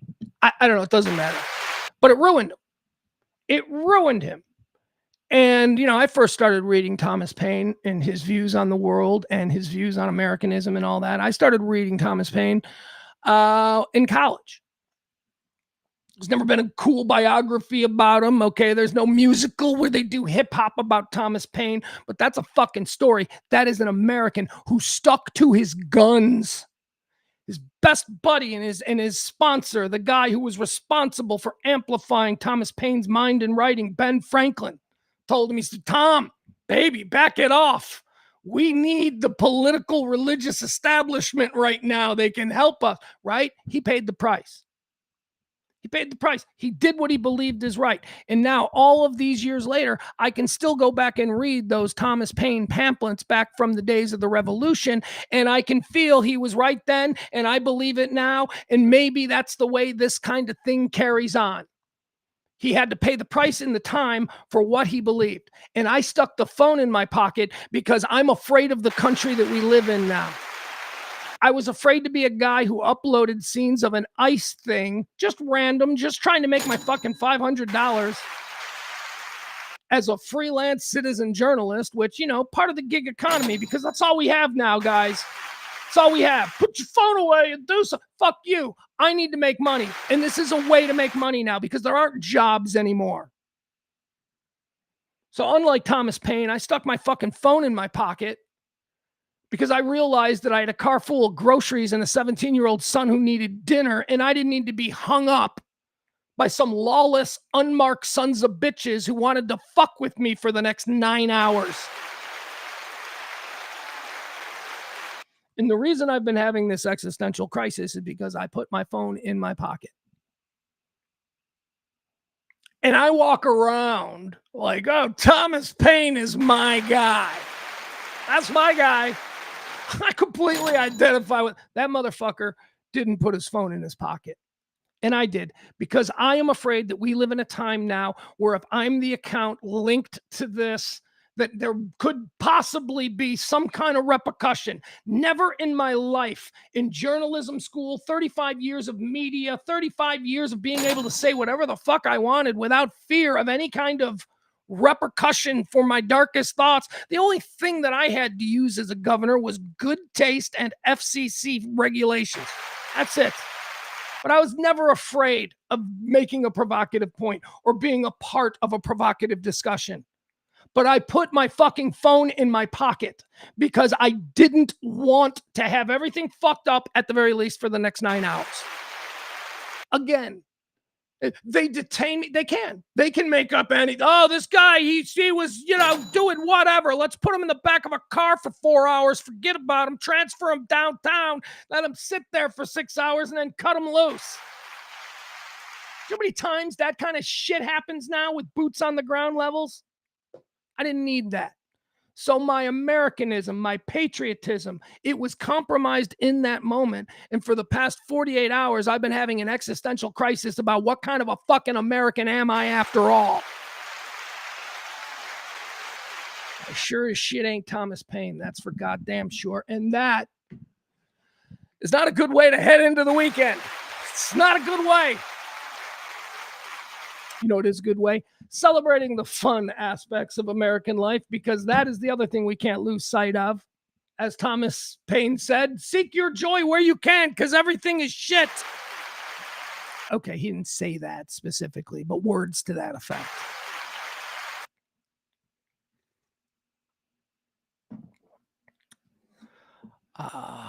What is it? I'm trying to think of what he said 200 years ago that I'm like, oh my God. You know, the all mankind are my brothers, the world is my nation, and to do good is my religion. That was Thomas Paine. And I'm like, fuck yeah. All men are my brothers. The whole world is my nation, and to do good is my religion. And it just doesn't, fucking anything else is just nonsense and unnecessary bullshit. And for a guy who used to walk across the Michigan Avenue Bridge for work for about 10 years, every day I'd walk across the Michigan Avenue Bridge and I would look down into the icy waters and I would think, you know what?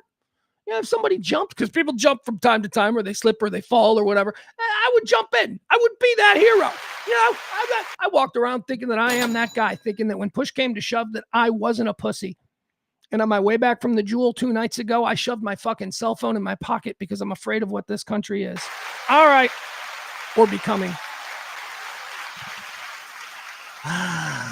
We're going to take a break. I need some coffee. I need to go to the bathroom, and we need to sort of reset the mood around these parts. So one more time, let me thank our July heroes, the folks who make this kind of show possible. It's not overtly political, man. It is certainly not partisan, but it is sort of the voice of somebody who has had enough.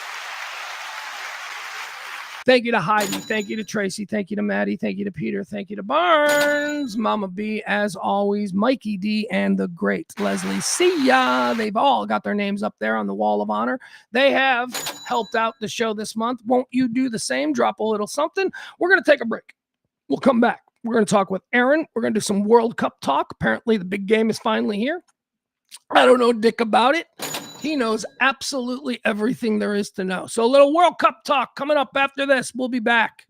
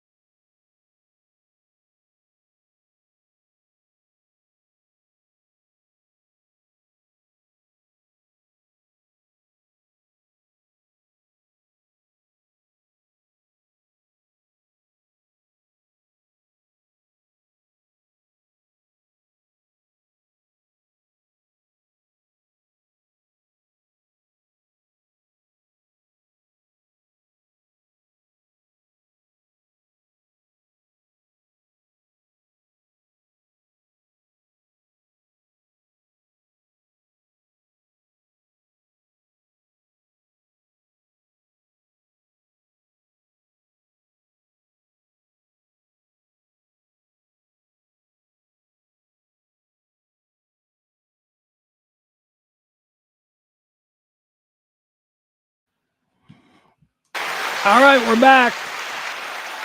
We're back. And I was just informed by my 17-year-old son. He lives in a hotel.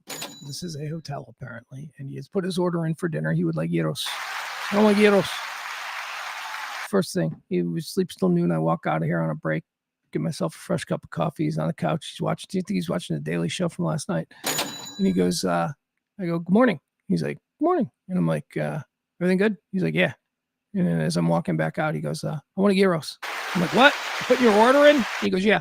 Hold the brown toxic Canadian dust. He's making jokes like everything is covered in brown toxic Canadian dust. Not our gyro, though. I think there's an order, a protective order, making sure that our beef sandwiches, hot dogs, deep dish pizza, thin crust tavern style pizza, and gyros are all protected. That sounds good. Don't know where we're going to go. Thinking Kojak's for gyro tonight, but maybe, we might get nuts. I'm going to request pizza for my birthday dinner. I want pizza. So we can't do pizza tonight on Friday. So maybe gyros. Why not? Fast food. Okay. We're going to talk some World Cup soccer. Let me stop beating around the bush here. We got a bunch more stuff to get to today. This is not going to be a short show, so please don't think that we're doing soccer at the middle or at the end. We're doing it in the middle because apparently the World Cup is a big deal, and we haven't had Aaron on nearly enough. But let's see if we can get him on now. Again, this is my friend. He is a soccer expert. His name is Aaron Soccerman. Let's see if he's going to answer his phone there. Can you hear me now? Hear me now. There you go. All right. There he is. Aaron Soccerman, who knows everything about soccer because apparently you've played it a couple of times and you think you get it. I get it. Right. Right. Isn't it? Once or twice. It's the level of your expertise. like me watching pickleball where I'm like, yeah, I get it. Yeah. Okay. All right. Yeah. So now I'm an expert on pickleball. Welcome but to. Are you playing pickleball? No. You want to know why? I don't know if you heard any of the conversation from earlier, but I truly believe in the future, the rise in America of competitive bags. I think competitive bags is pickleball, waste my time with something that already somebody else has cashed in on, right? No, competitive bags took my eye up. Look. That beanbag toss? That's, what you dummies call cornhole, but it's competitive bags. That's a much more marketable name.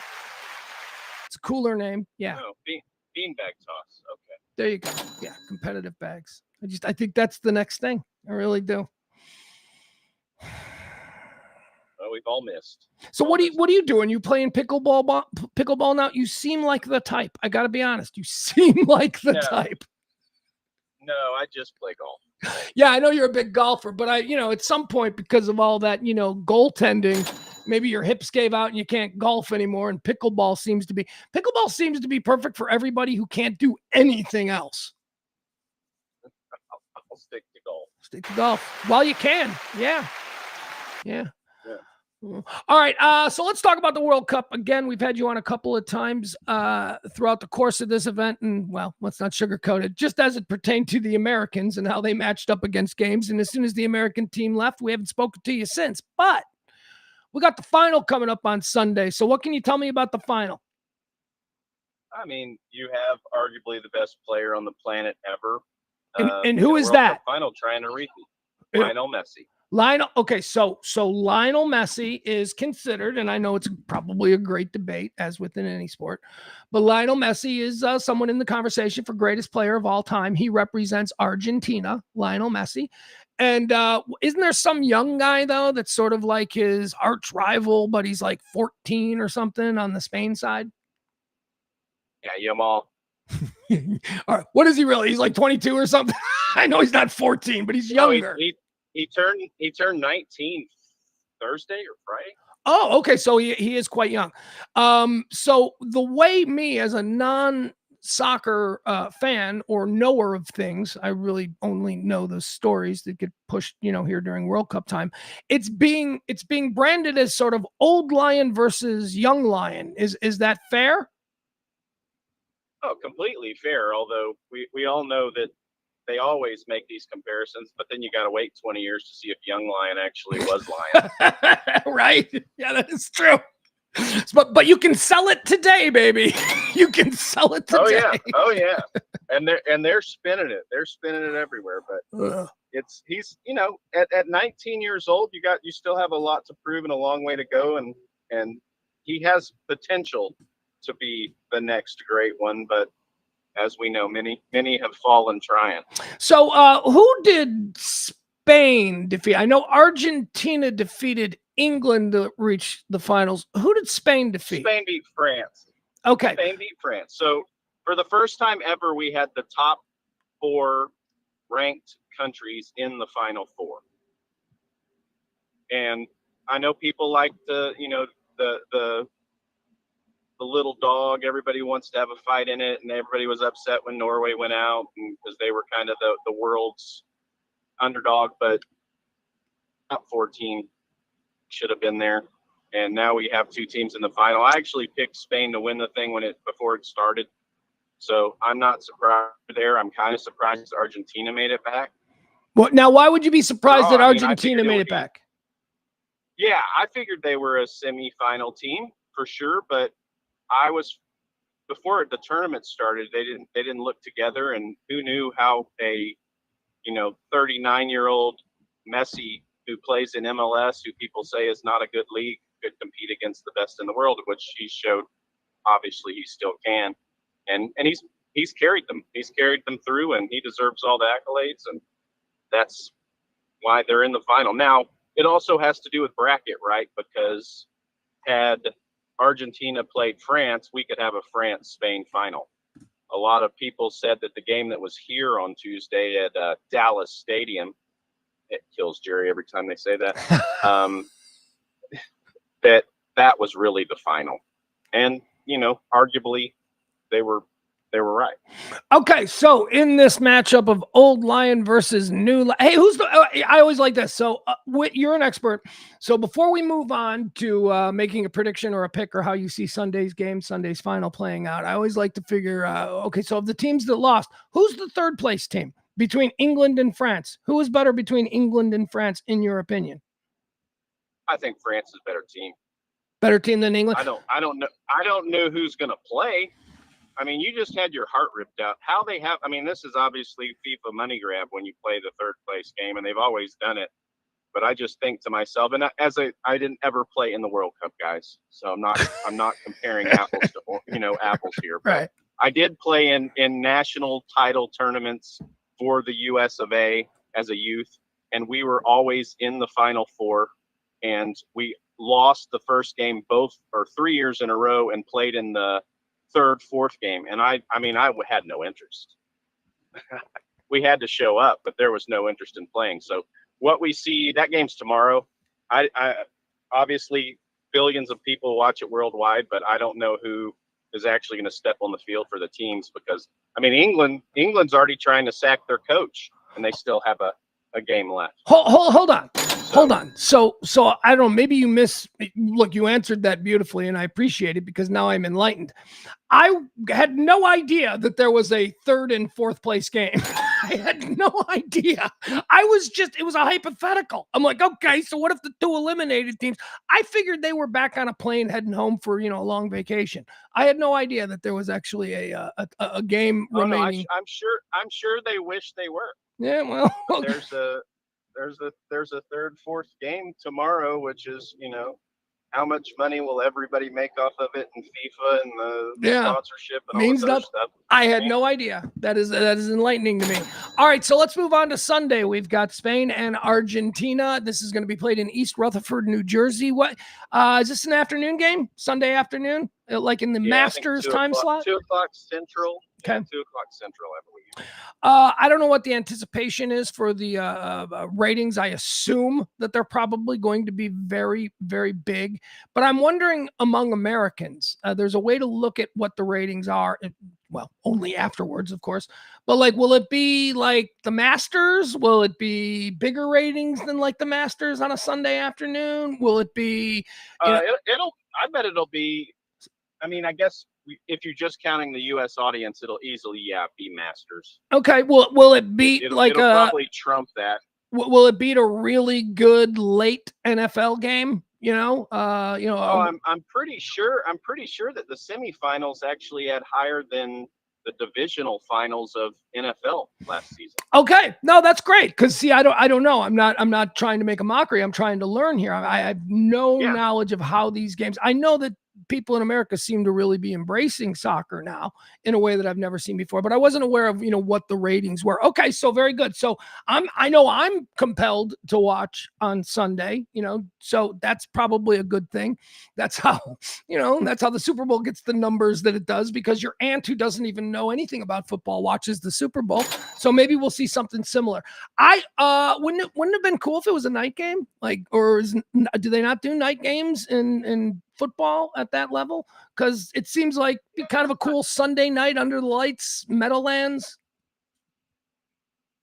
Yeah, I mean, I think it's at 2. I could have just been lying to you because I'm driving down the road and don't want to crash. Couldn't look it up. But I think it's 2:00 game, but it wouldn't surprise me if it was a night game. You just don't see that many big soccer games in the evening because the prep leading up to the game. These guys are kind of dialed in on their procedure, from waking up to eating to prepping to practicing before the game to lifting whatever they have to do. So let me float this by you. Maybe this is a reason that you don't see prime time network television national soccer games being pushed in the way that we see with the NFL football. The reason you push them into prime time is because you can charge so much for commercial breaks. There are no commercial breaks in soccer. Remember, they built in their commercial breaks. They're getting Right. It's a World Cup. They're getting hydration paid regardless. Hydration timeouts are now, break.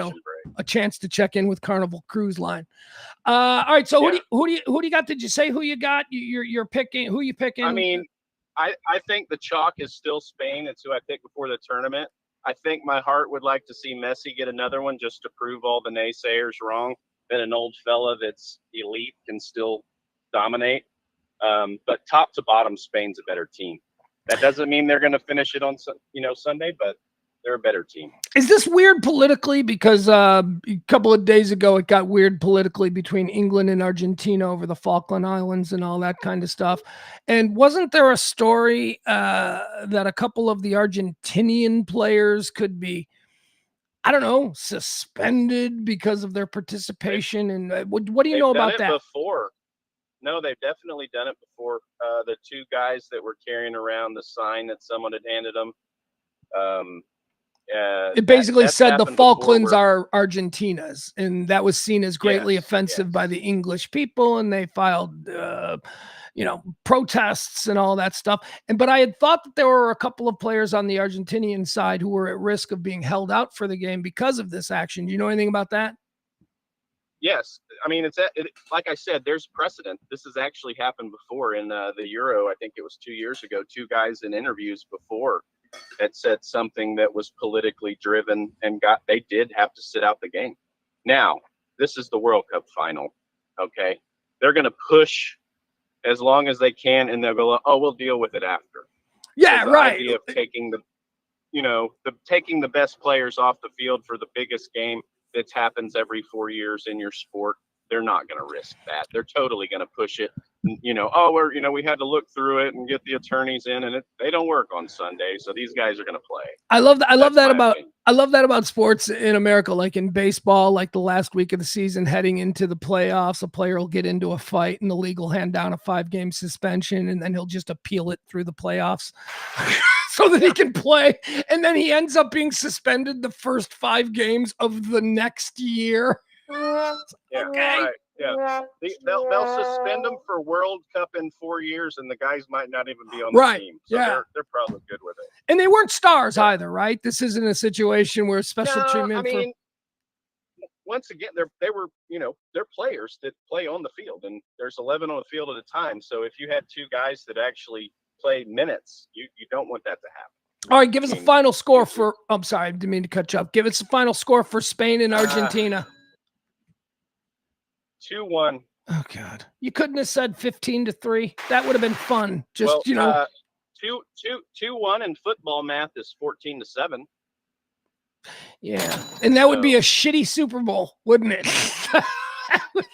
It would not be a great Super Bowl. Yeah, but you're gonna have a glorious halftime show, which I know you like entertainment. Who? I didn't know about this. I mean, I think there's a ton of people doing it. You need to look it up. But Hold they're on. actually extending the halftime. That players have already tried to get them to cancel it. They won't.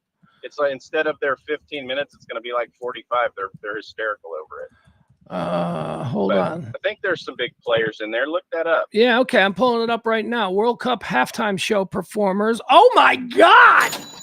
Holy shit! How come I don't know anything about this? This is pretty big. Madonna, Shakira, Justin Bieber, BTS. They're the primary ones. Featured artists also performing. Someone called Burna Boy. I don't know who that is. Coldplay is going to be performing for us oldsters who want to take a little stroll down memory lane. Special appearance from iconic characters, including Kermit and Miss Piggy. That's right. This is the Dean Martin Jerry Lewis reunion we've all been wanting. Kermit and Piggy haven't spoken since the 90s. This is going to be beautiful. No, that's impressive. That's crazy big. Madonna, BTS, Justin Bieber, Shakira, Coldplay, and of course the long-awaited reconciliation of Miss Piggy and Kermit. All right. Anything else? I appreciate you bearing with me through all my stupid questions about soccer or, the world's game. I mean, football.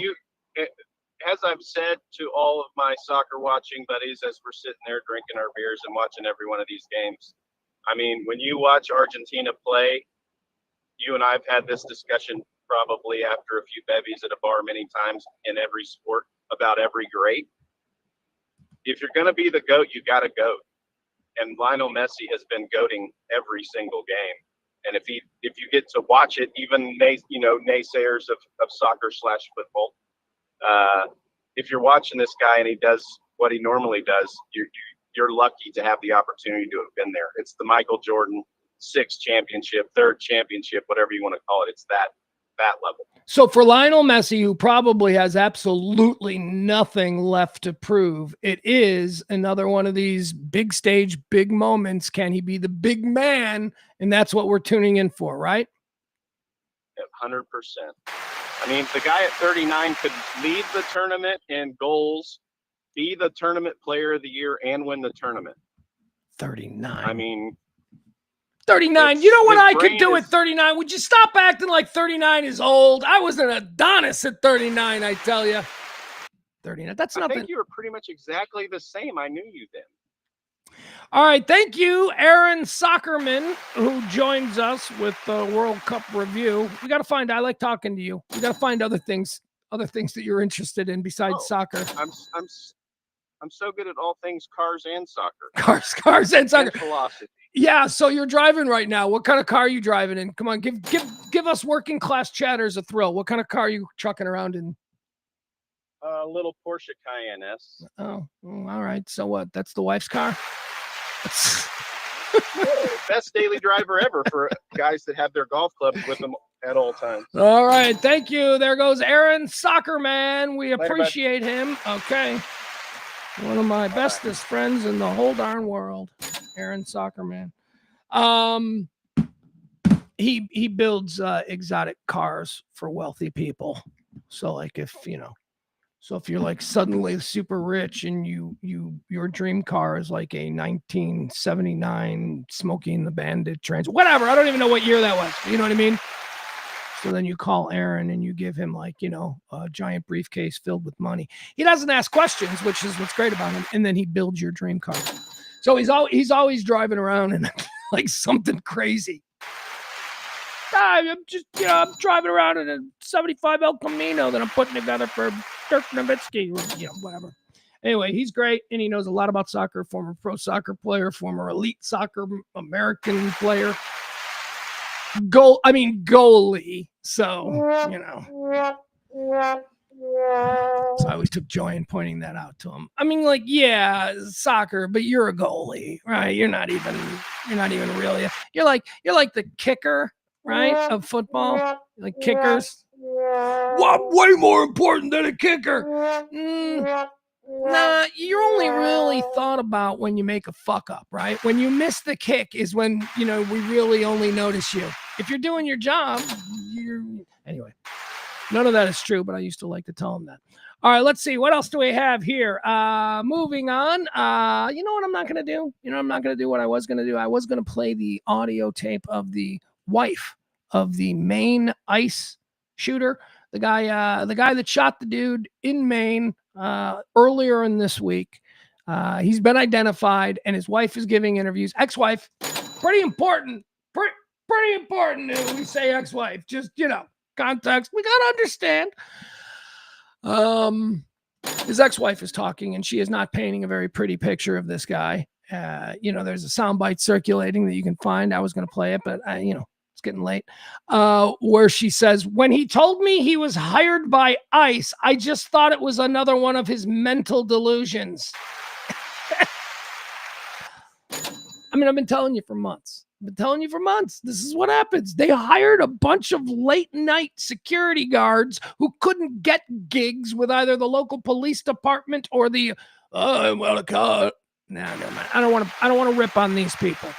But they're not the sort of person that you want to give a federal badge and gun to. They're just not qualified. If they're not qualified to write tickets in their own neighborhood because the police think, well, this person was a little sketchy on the mental part of the exam, that should, you would think, exempt them from all other, forms of law enforcement, but not when they're doing mass ICE hirings.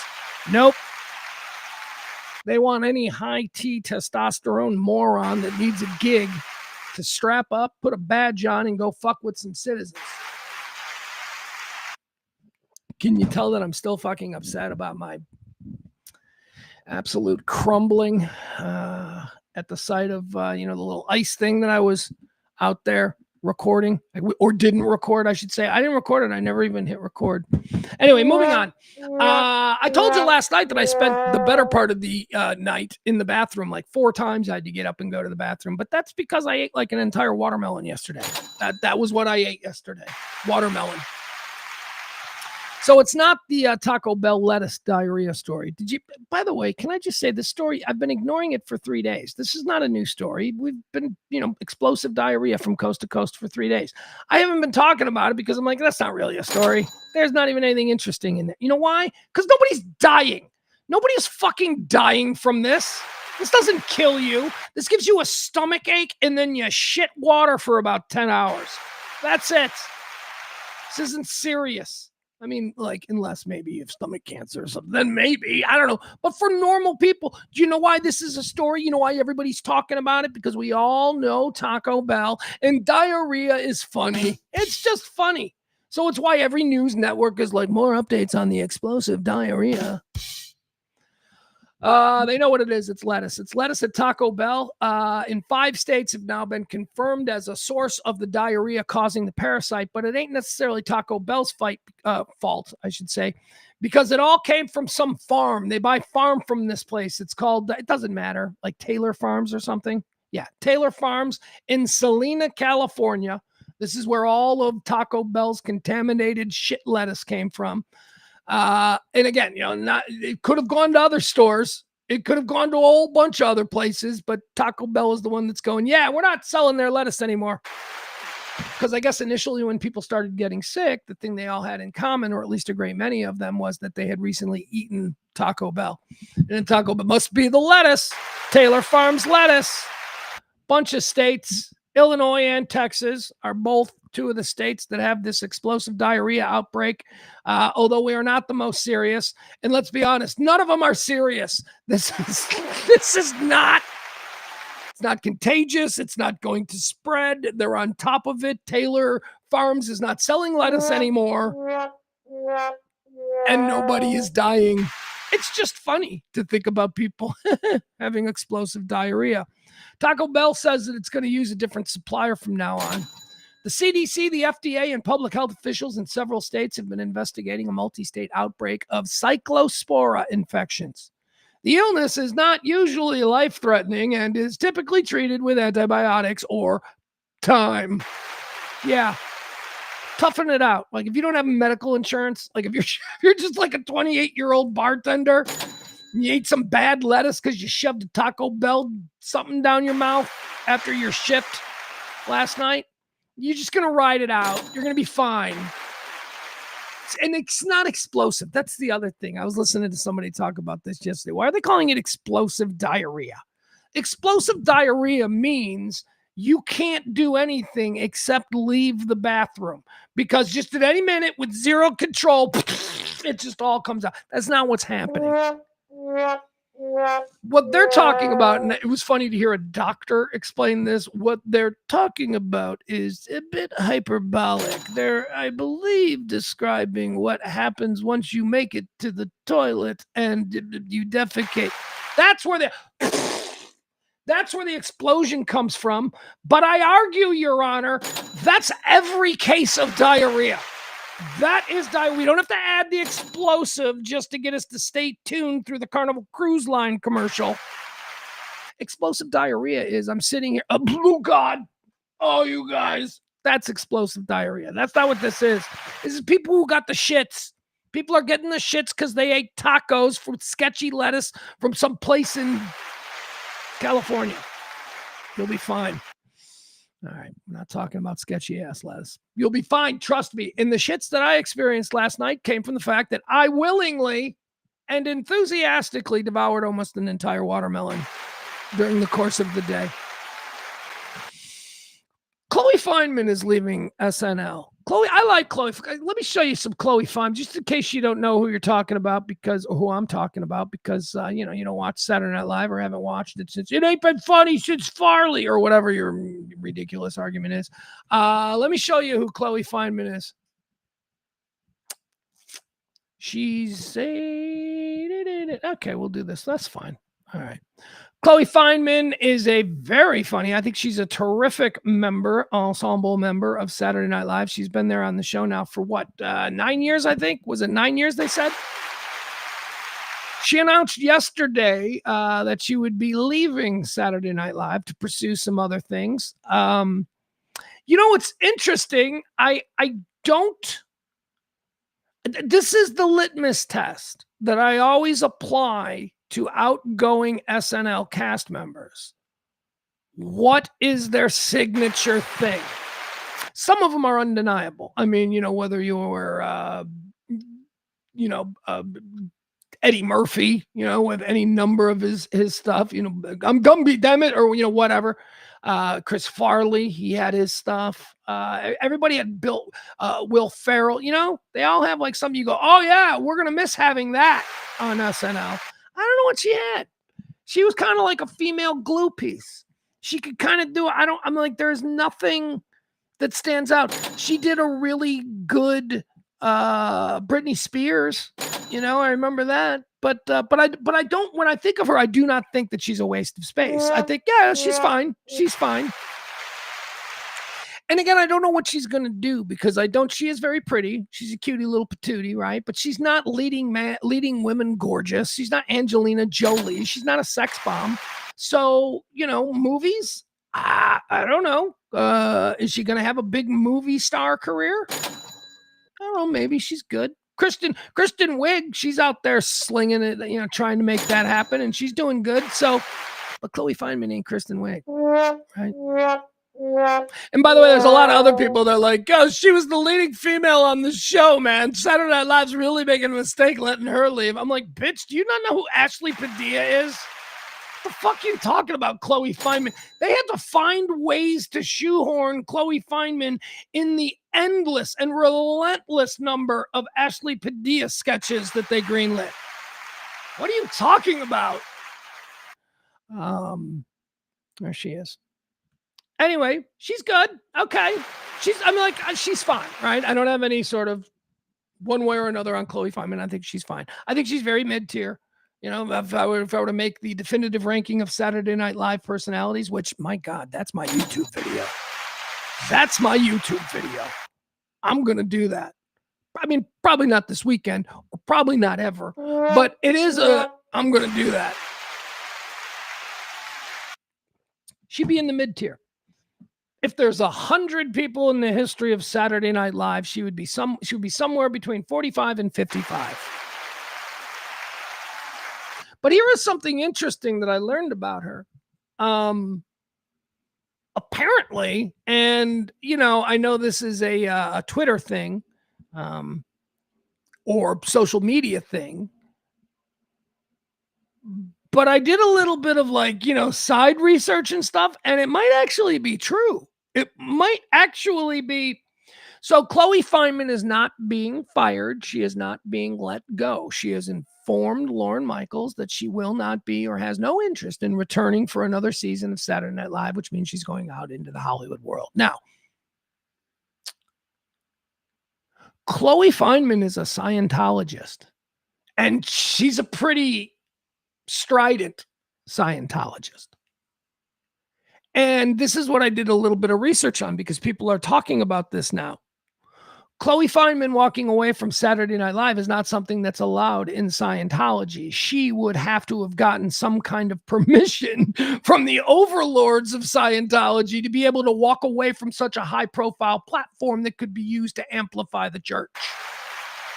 And I thought that was interesting. And I'm like, is that true? Is that true? So I went and I did a little bit of research, and it turns out that any number of former Scientologists have had Scientologist agents and all that negotiate their exits or dissuade them from leaving. Leah Remini apparently had a story about, she was on, I didn't even know this, but Leah Remini was on 90210 or something when she was younger.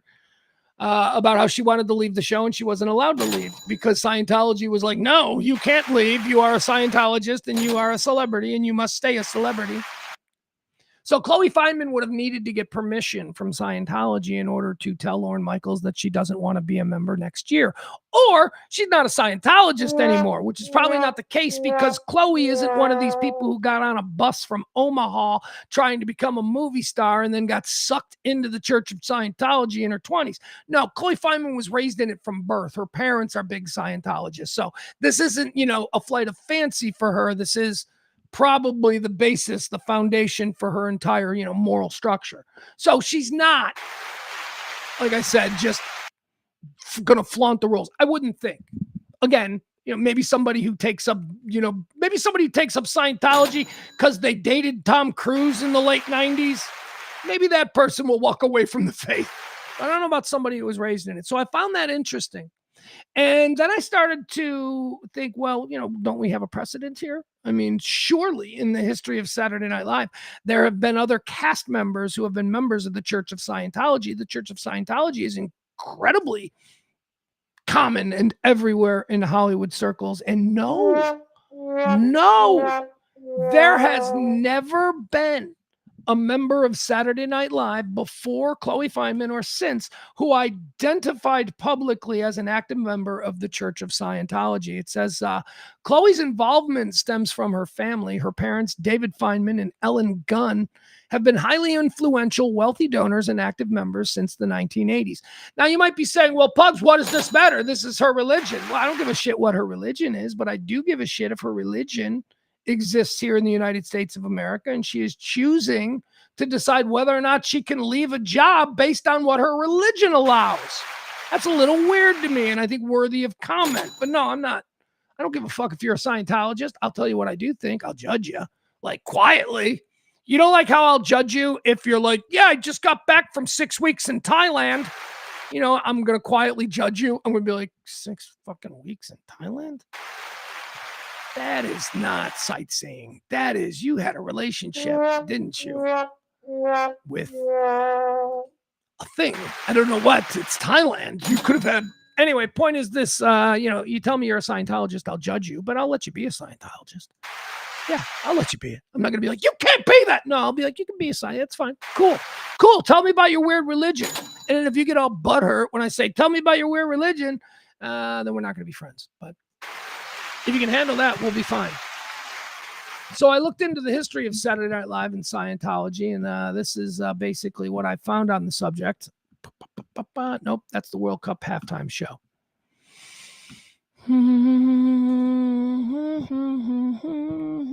Hold on, where's the notes? All right, here it is.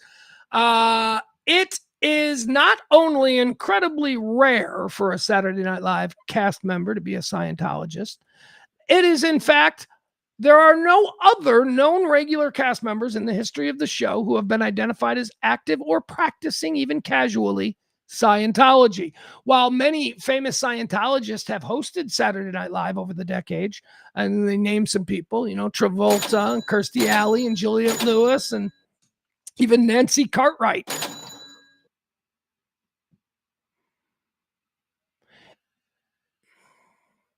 Is Nancy Cartwright Bart Simpson? She is, right? Because I always get confused between Nancy Cartwright and Yeardley Smith. Like one is Lisa and one is Bart. Nancy is Bart. Okay, we're just going to move on. I didn't know Bart Simpson, Nancy Cartwright, hosted Saturday Night Live. It says here the main cast itself is almost entirely lacks Scientology representation outside of the recent cast member, blah, blah, blah, Chloe Fineman. All right, so here we are. So now we're back to Chloe Fineman being the only Scientologist.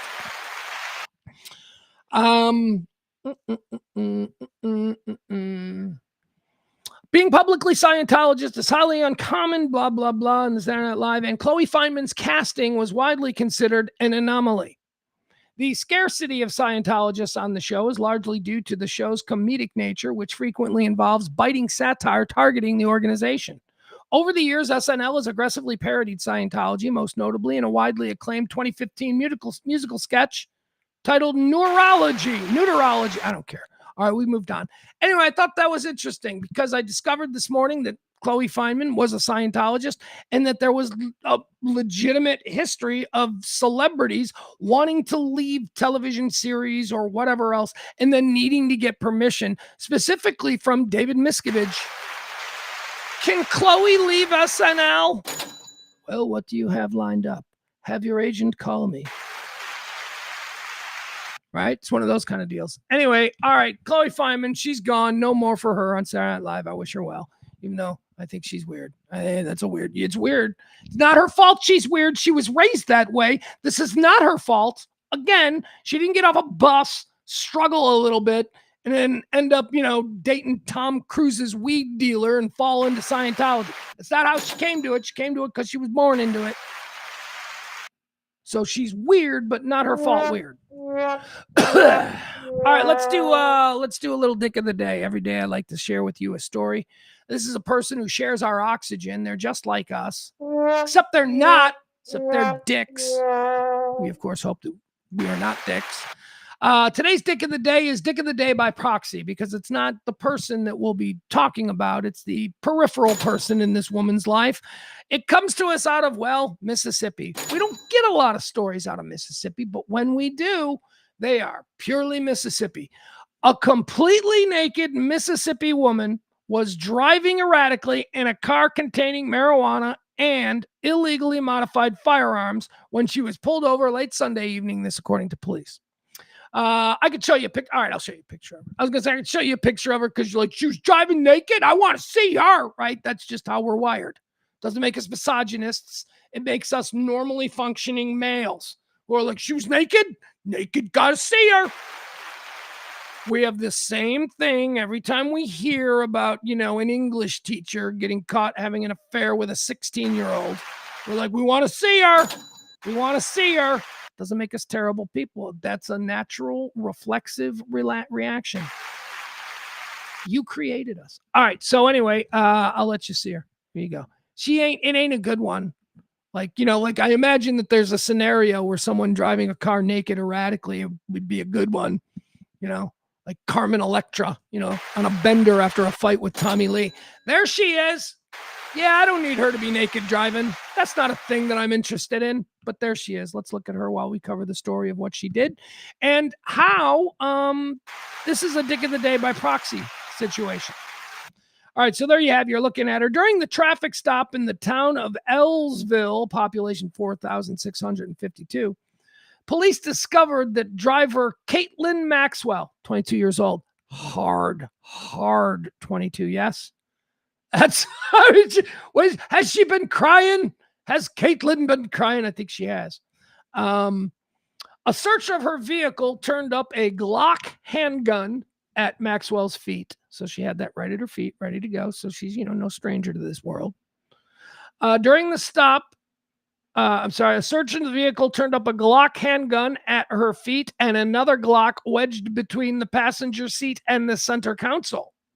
In the trunk, cops found a third Glock and 2 AR-15 rifles, one of which appeared to have been outfitted with a, quote, switch that would make it fully automatic. Seen above, Maxwell was arrested on an assortment of felony and misdemeanor counts for which she is locked up in Jones County Jail in lieu of $35,000 bond. During police questioning, Maxwell said that her boyfriend, 24-year-old Sean Cooley, used a 3D printer to make switches, which are also known as forced reset triggers. A subsequent search of Cooley's residence resulted in his arrest for possession of machine gun conversion devices and seizure of a small arsenal. Then they show you the arsenal. Records do not indicate why Maxwell was, as one cop remarked, traveling buck naked at 9:40 on a Sunday. Well, I'll tell you why. Here, we'll show you the arsenal. There's the arsenal. I don't know if you guys can. I don't know. Can I make it bigger? That's what she said. No, I can't make it bigger. All right, there it is. Anyway, that's the arsenal. So there's a lot to work with here, right? I said Dick of the Day by proxy. The Dick of the Day is the guy who is illegally making these switches. He's the Dick of the Day. All right, let's just, but that guy's, fuck that guy. He's a dick. He's a dick for a number of reasons. He's got terrible taste in women. Terrible freaking taste in women. So this was his car. This was his girlfriend. This was his guns and all of that stuff in the car that his girlfriend was in. He said that she stole his car after a fight. This is why you got, we've had crazy fights, right? So this guy's girlfriend had a crazy fight with him, somehow ended up buck naked, stole his car, and then started whipping around town like a crazy person, not even slightly worried about getting pulled over. Like, not even thinking about any of that. And then she gets pulled over, and, Dick of the Day over here, he's got, all these illegal firearms, which I have to imagine he has not only crossed probably any number of local and state laws, but I'm sure there's some big-time federal things happening. So now, because his girlfriend flipped out on him and decided to steal his car and go driving around the neighborhood naked with a rolling arsenal, he's probably going to go to jail for 30 years or something. They don't fuck around with that, altering of these weapons. That's kind of a big deal, and it should be a big deal. And if you believe in the Second Amendment, and if you are a guy who, supports a continued, let's call it dominance of the NRA as far as, leading the discourse of this, you have to be willing. You have to be like, yeah, that guy should go to jail forever, because fuck that guy. He's screwing it up for the rest of us. He's today's Dick of the Day. All right. His girlfriend's nuts. He's just got a nuts girlfriend, man. He's just trash. He's trash. He lives in a city place. He's a shitty place. He's trying to make a little bit of money, right? So he knows how to do this 3D printer bullshit. He's got some sketchy ass friends, and he's selling these switches. And his dumbass girlfriend, who threw a fucking tantrum, got naked, and stole his car, is the reason that he'll probably be in jail until he's 70. Good job, dude. That's our Dick of the Day. Is Odyssey, is that being released today? Is that why I'm hearing all of this hype for the Odyssey? Again, Christopher Nolan, big bore to me. I think he's totally overrated. Unless he's working within the Batman genre, I don't want nothing from Chris Nolan. Fool me once, fine. Fool me twice, fine. Fool me three, fuck you, Christopher Nolan. I'm not watching another one of your long cinematographical masturbatory bullshit. I don't love him. Anyway, everybody's excited about this movie, The Odyssey. I'll probably see it on my phone when it hits Twitter or when it hits Netflix. I just wanted to point this out, though. And again, this might be hype, and I don't know. I know my son seems to put a lot of he's got a whole like metric that he uses. But, like Rotten Tomatoes scores and all that. I just wanted to mention that this movie, The Odyssey, has one of the highest Rotten Tomatoes scores out of the gate ever. 96% tomato meter. Those are critics, right? 96% from critics and 97% popcorn meter. the rare film here that looks like it appeals to both critics and moviegoers. So maybe I need to reconsider. Maybe I should go see The Odyssey. It just looks so boring. I'm just like, nah.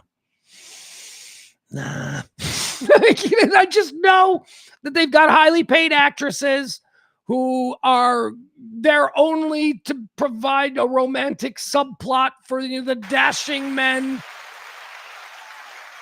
So to justify them in the film, you've got to have like these long 5-minute poorly lit love scenes and romantic subplots. I don't know. It's just I don't have a lot of. I've said this before though, guys. This might not be necessarily about the subject matter. It may not be just me not interested in this story, which I feel like I've heard a million times, a billion different ways.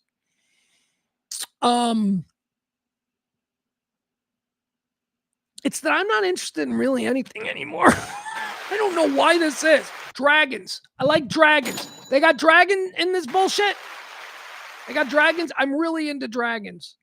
And I'm depriving myself House of Dragon because I got all caught up a couple of weeks ago and I need to have multiple episodes just in case I ever decide I need to binge.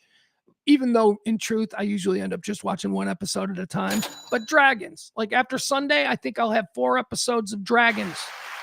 Dragons is what I call House of Dragon. It's all part of the Game of Thrones thing. And I watched Sopranos with my son. Watching Sopranos. I think tonight we're probably going to watch... I don't want to say this out loud because if I say this, then he'll hear it and then we'll have to do it. I don't know if I necessarily want to do it, but I'm interested. The movie Backrooms. You guys know the Backrooms? My son is way into the Backrooms thing. Apparently, this was a long-running YouTube channel that he's been into apparently for years. And now Backrooms is a movie and everybody's like, this is one of the most ingenious films. So we might watch that tonight. It looks cool. It does look cool. I just don't know that I want to be challenged. Do you think that's it? Is this a part of getting older? When I was 19 or 20 and going to school in downtown Chicago, we had this, what's it called? I can't remember what it was called. But we had this art house movie theater on Michigan Avenue. And it was sort of the showcase. It's where I saw Reservoir Dogs for the first time. It's where I saw Shakes the Clown. It's where I saw Cold. Anyway, remember the independent movie theaters that we used to have back in the 90s? You'd have the movie theaters where you could see the John Travolta movies, and then you had the movie theaters where you could see French films and the real cutting edge shit. It's where Quentin Tarantino came from. Anyway. Kind of lost my thought here. Anyway, I was, where was it? What was I talking about? I went to that. So I was at that theater. I was on Columbia's campus. Doesn't matter. Let's keep moving forward. Move forward. I'm a little distracted. I'm trying to hear for something that's, sorry. Don't mean to be distracted. All right. We did the dick of the day. Should we do 3 videos? Let's do 3 videos. Okay. Here. Okay. This is a fun one, right? This is comes to us from Plantner. Remember Graham Plantner? He was the guy. He was going to be the Democratic nominee for the Senate there, the race against Susan Collins in Maine. But then it turned out that I don't know. What is he? A serial killer? He did something wrong. He did something. He's a bad date. Probably a drunk date rapist, frat bro type guy. So he had to go away. Graham Plantner had to go away. So the Democratic side of things there in Maine seems, I guess, maybe they're in a bit of, they don't know what they're doing. Well, they seem to have had some kind of a debate last night there in Maine. And here are some of the people that are running in place of Plantner. I don't know what's going on here. I'm sure this is a lovely woman. I am certain. I just don't know that this is the kind of person that I would think would be qualified for a seat in the Senate. But then again, I have these same questions for Ted Cruz. So who am I? Ashley Webb, what qualifications do you have to serve in the U.S. Senate? Oh, I ran for office several times. Didn't win, but I did run. And then I'm a songwriter, and then I write my own books. And then... See, this is what the populist MAGA movement has done just in general. Everybody thinks that they can run, and anybody can win. Anybody can win. All right, Ashley Webb. Can I be a normal person? Can I be a normal person? Ashley wasn't born in Ashley, right? Right? I mean, that's what she's not being presented as a trans individual, but it's quite clear to me that Ashley was not born in Ashley. And if I'm wrong, I am so sorry, Ashley. You deserve all of my empathy. But, Ashley was probably born a William. Well, born a William and then lived his life in America as a free person and made some choices. And here they are. Here they are. Look at me. Accidentally, I did the right thing. Here they are. Ashley Webb. Let's listen again to Ashley and why Ashley feels that she should occupy a seat there from the great state of Maine in the austere United States Senate. Ashley Webb, what qualifications do you have to serve in the U.S. Senate? Oh, I ran for office several times. Didn't win, but I did run. And then I'm a songwriter, and then I write my own books. And then I suppose my transparency, I wouldn't lie to the people, and I wouldn't deceive the people like we're being deceived right now. Like, Ashley Webb, what qualifications do you have to serve in the U.S. Senate? oh, I ran for office several times. Didn't win, but I did run. And but I did run. But I did run, and then but I did run, and then but I did run, and then I mean, come on! I'm a songwriter. Yeah, no surprise there. Okay, so Maine is in absolute shambles. What happened to the guy? There was a guy, Troy somebody, who I thought was interesting, and it looked like he was primed to move in. I don't give a shit about Maine, so I say everybody run out there and vote for Ashley. Ashley William Webb. No, come on. There's no need for that. But it is interesting that we do live in a time where otherwise normal people are forced to be like, all right, that ain't the same as what I'm used to, and I'm not allowed to ask questions about it lest I be called intolerant. So we're just going to pretend like that's not different than everything else? That's the rule. It's different, and we're okay with it. I am okay with it, but I'm curious. I'm a curious chap. I have questions. Never mind. Well, see, I can't even ask the questions on my own damn stream about Ashley, but okay, there we are. See? All right, that's the first one. The Maine Senate race is in an absolute shambles. Or maybe it's not. Maybe Ashley is the princess we were promised. I don't know. All right, here's a dude from the scene there in Maine. I thought this was interesting. This is a neighbor. Maine, there was an ICE shooting where somebody was shot. And in the early going moments, the fog of war being what it is, we didn't really get a clear idea of what was happening, but there was a whole lot that was going around. We're 72 hours past, 72 or more, right? More maybe, past the incidents there in Maine where a man was killed by an ICE guy who we now know has well-documented history of bipolar mental disorder. Yeah, we know that. I didn't cover the story in depth, but we do. We do. They gave a guy a federal badge and a gun who's not taking his bipolar medicine. That's the guy who shot the dude in Maine.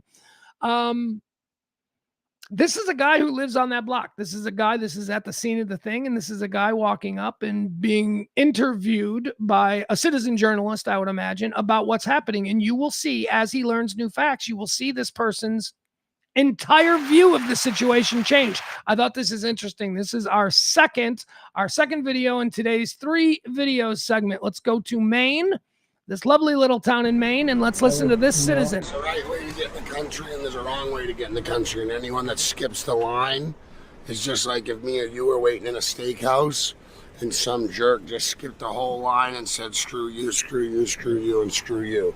There's a right way to get in the country and a wrong way to get in the country.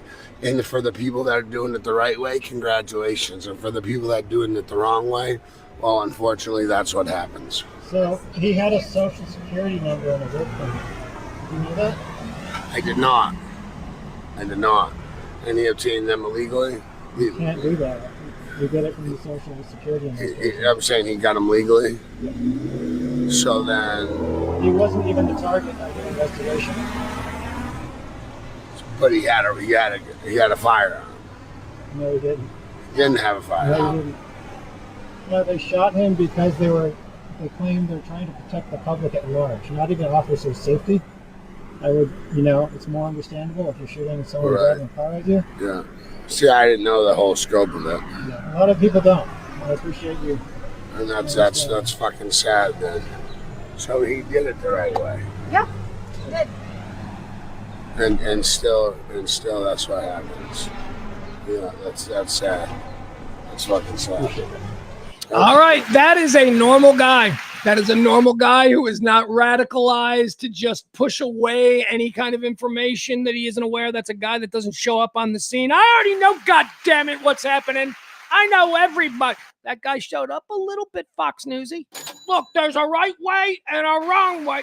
But he was open to hearing and learning things that he was wrong about. And when he was wrong about something, he didn't go, no, well, that's just the libtard facts that you're using. No, he said specifically, but he had a gun, right? Because this guy had heard from whatever Twitter handles he follows, he had heard that the guy had a gun. He said, but the guy had a gun, right? And the dude's like, no, there's no gun. And instead of pushing back on that, he went, oh, really? All right, here I am face to face with somebody talking about this, not just exchanging troll taunts on Twitter. I'm actually talking to somebody and I'm learning something and I'm accepting it. Because in the real world, you can't respond by going, yeah, fuck you, troll. Fuck you, libtard. Ha ha, you're wrong. And then link him to a whole bunch of research that you've done recently. No, you can't do that in real life. So in real life, it is nice to see an example of people actually exchanging ideas that on the surface and in the beginning appear to be polar opposites. And then through an exchange of facts, you have an open-minded dude who's like, yeah, that Maine situation is fucking wrong. We're going to move on from it, though, just like we moved on from Houston. We're going to move on from it. There's going to be something else that happens this week. Don't know what it is. Something will blow up, or I don't know, maybe there'll be suddenly a giant crack in the Washington Monument. We'll all become, for 2 weeks, we'll become focused on finding the Washington Monument vandals. And more people will probably be shot and killed, and the war will rage on, and gas prices will top $5 by August 1st. And we'll still fight about how, the guy across the street has a yard sign I don't like. That's America. Let's see. What else do we have? Third video. Let's lighten the mood here, huh? A little third video. Yeah, we're going to lighten the mood. We're going to lighten the mood because I'm going to kick the shit out of a 12-year-old in the Can't Beat Fun at the Old Ballpark segment. We end each and every show with me throwing a little bit of a spotlight on how cool baseball is because I love baseball. We do it every day. We call it Can't Beat Fun at the Old Ballpark, and it's usually nice and lighthearted. But fuck this kid. Oh, my God. I've never seen anything like this. All right. In the meantime, here's the third video. This is a fun one. This is my childhood right here. This is my childhood. All right. I want you to watch this. Understand that all of us from Gen X, at least by snowflake modern kids' definitions, we all experience some form of trauma. We heard things we couldn't unhear. Anyway, Gen X was wild. This was on TV. This was wholesome family entertainment. From I don't know, what year is this? As usual. Hold on. Maybe this is like 1980. It's an episode of Super Dave Osborne, the great, the brilliant Bob Einstein. Bob Einstein, brother of Albert Brooks. He was Super Dave Osborne. He used to have specials. I think it was Showtime, right? But also, I think he was on like NBC or something. Like, I want to say he was a part of Real People at some point, but I don't know. It's all sketchy. Here is Super Dave Osborne live from my childhood with Mr. T on television. Super Dave is being mic'd with a special transistorized microphone so we can hear what happens in the stunt. Mr. T, I have some things I'd like to say to you. I have them written down here. First of all, in Rocky III, they called you Clubber Lang. Now that I see you in person, it should have been Blubber Lang. Where do you get your hair cut, in a pet shop? You know something? I had trouble picking you out in a room full of faggots. Nobody cared! See? Looks black and gray and rolls around the parking lot of McDonald's. Mr. T and a pigeon fighting over an old French fry. Certainly. Well, Mr. T has invited me into his tent. This stunt is much easier than I thought it would be. I thought he was going to try to hurt me, but obviously my courage and my fame has intimidated him. Quick question about Mr. T that I'm only realizing now. Was Mr. T like what, 5'6"? What is he, like Tom Cruise size? in my childhood, Gen X, by the way, this has got to be what, 82? 82, 83, something like that, because Rocky 3, I think Rocky 3 came out around that time. I never realized how small Mr. T was before. I always thought he was this mammoth, gigantic Adonis of a man. All right. Anyway, there you have it. A little bit of Mr. T and Super Dave. And Super Dave saying the F word that we can't say now. Just casually, just like that meant everything to us as teenagers in the 1980s, the F word.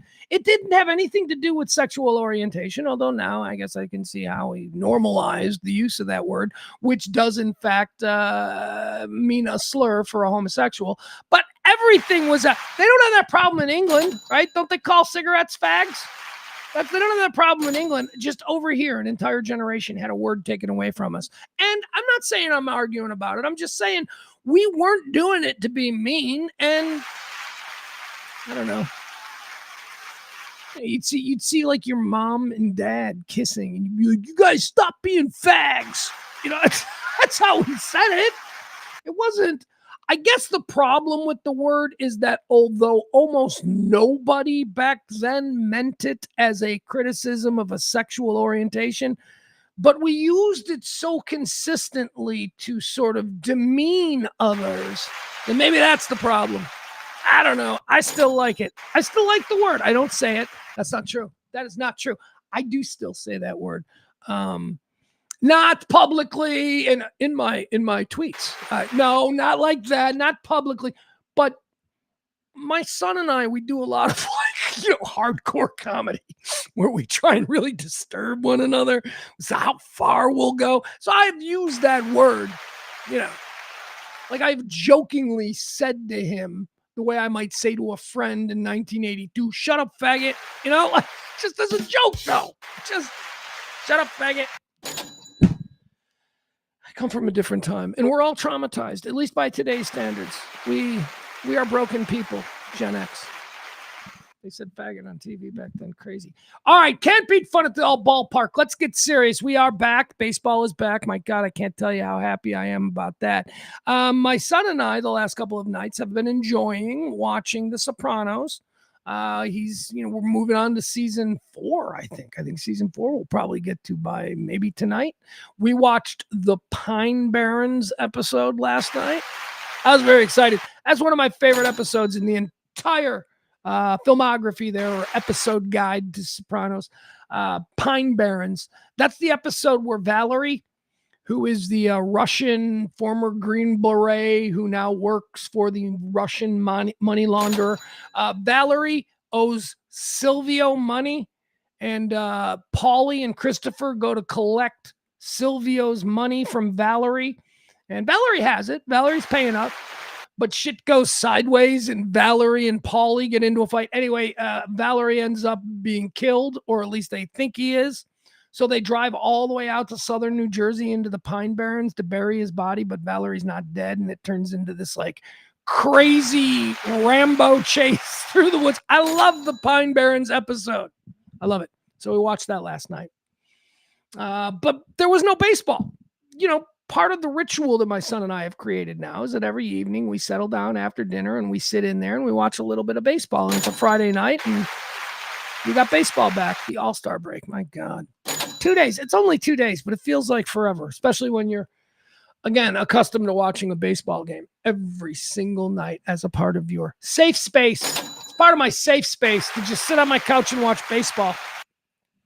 So that's back tonight. Again, that's why we may not watch Backrooms, but baseball is back. Can't beat fun at the old ballpark, the segment that we're doing right now. I am really streaming of consciousness today. I hope you guys appreciate this, because I am not giving any thought to what I'm saying. I'm just going dump it out, everything, dump, no. So I feel like I'm rambling. And I am, just a little bit, but I'm not crazy. I understand you could listen to this and you'd be like, that sounds like a crazy person. This is performative crazy. It's different, okay? It's different. So let's play a little edition of Can't Beat Fun at the Old Ballpark. This comes to us from what I can only imagine is some kind of Mexican youth league. I don't know, maybe Central American Youth League. It's Little League, but it ain't like any Little League that I can recognize music, the enthusiasm. All of these kids are probably going to be playing for our favorite teams at the major league level in about 10 years. But watch this bullshit. Could you? Now, I used to ump Little League. I didn't do it for a bunch of years, but I did do it for one summer when I was a kid.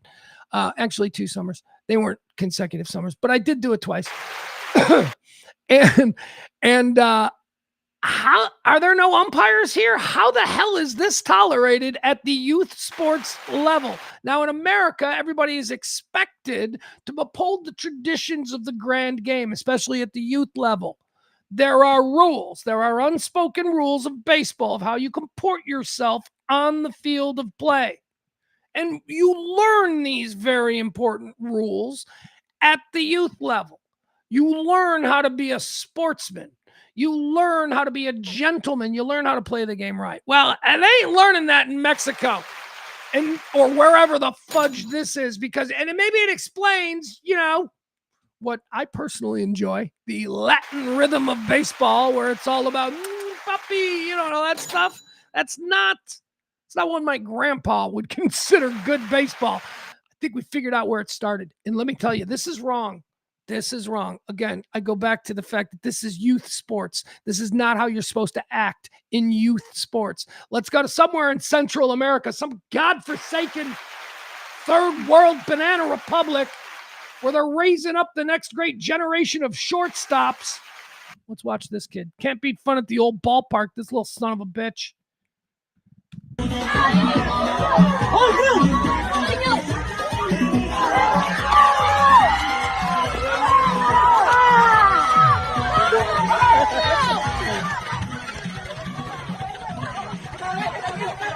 They had to speed it up because his trot took so long.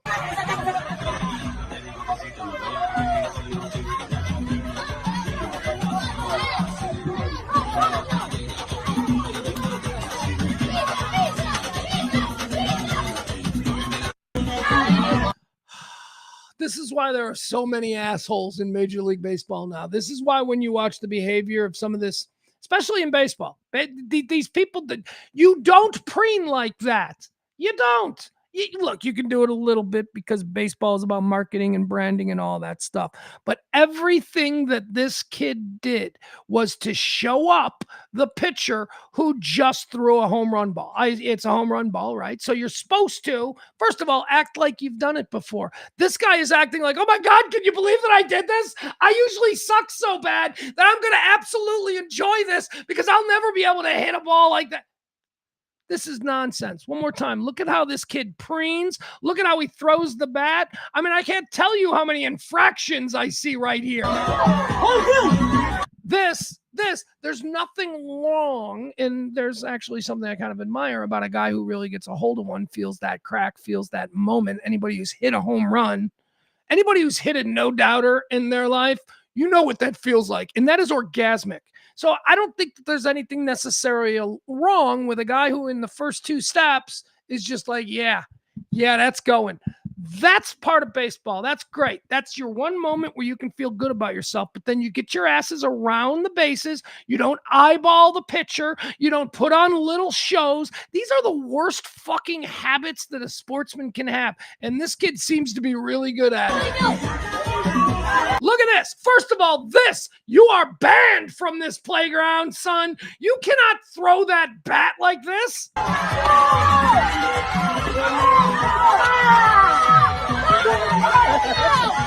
And there's one thing to feel good about yourself, but it just feels like the world has devolved into a me first, look at me, I'm the best, you suck, I got this, you don't. I blame 90s rap.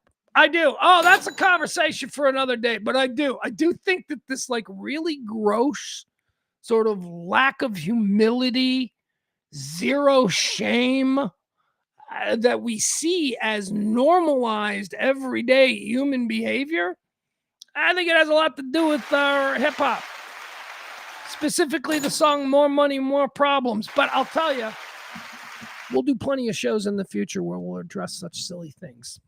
Have a good weekend, guys. I appreciate you letting me do this today. This, I'm in a good mood. It was a good show. Skipped over some stories that would have made me mad and I would have yelled. But I can't tell you how much I appreciate you guys allowing me to do this thing that I do. And I'm going to start my birthday weekend. Woo! By the way, my birthday is actually Monday, and I will be doing a show. Why not? Because we're still in, pledge week, and I got to keep doing shows because you never know when somebody's going to support this. All right, I appreciate guys. I appreciate guys. Thank it. See, that's a funny way to use that word. I appreciate you guys. I appreciate you guys for indulging me, and I hope we had fun today. And above all else, have a great weekend and stay neighborly.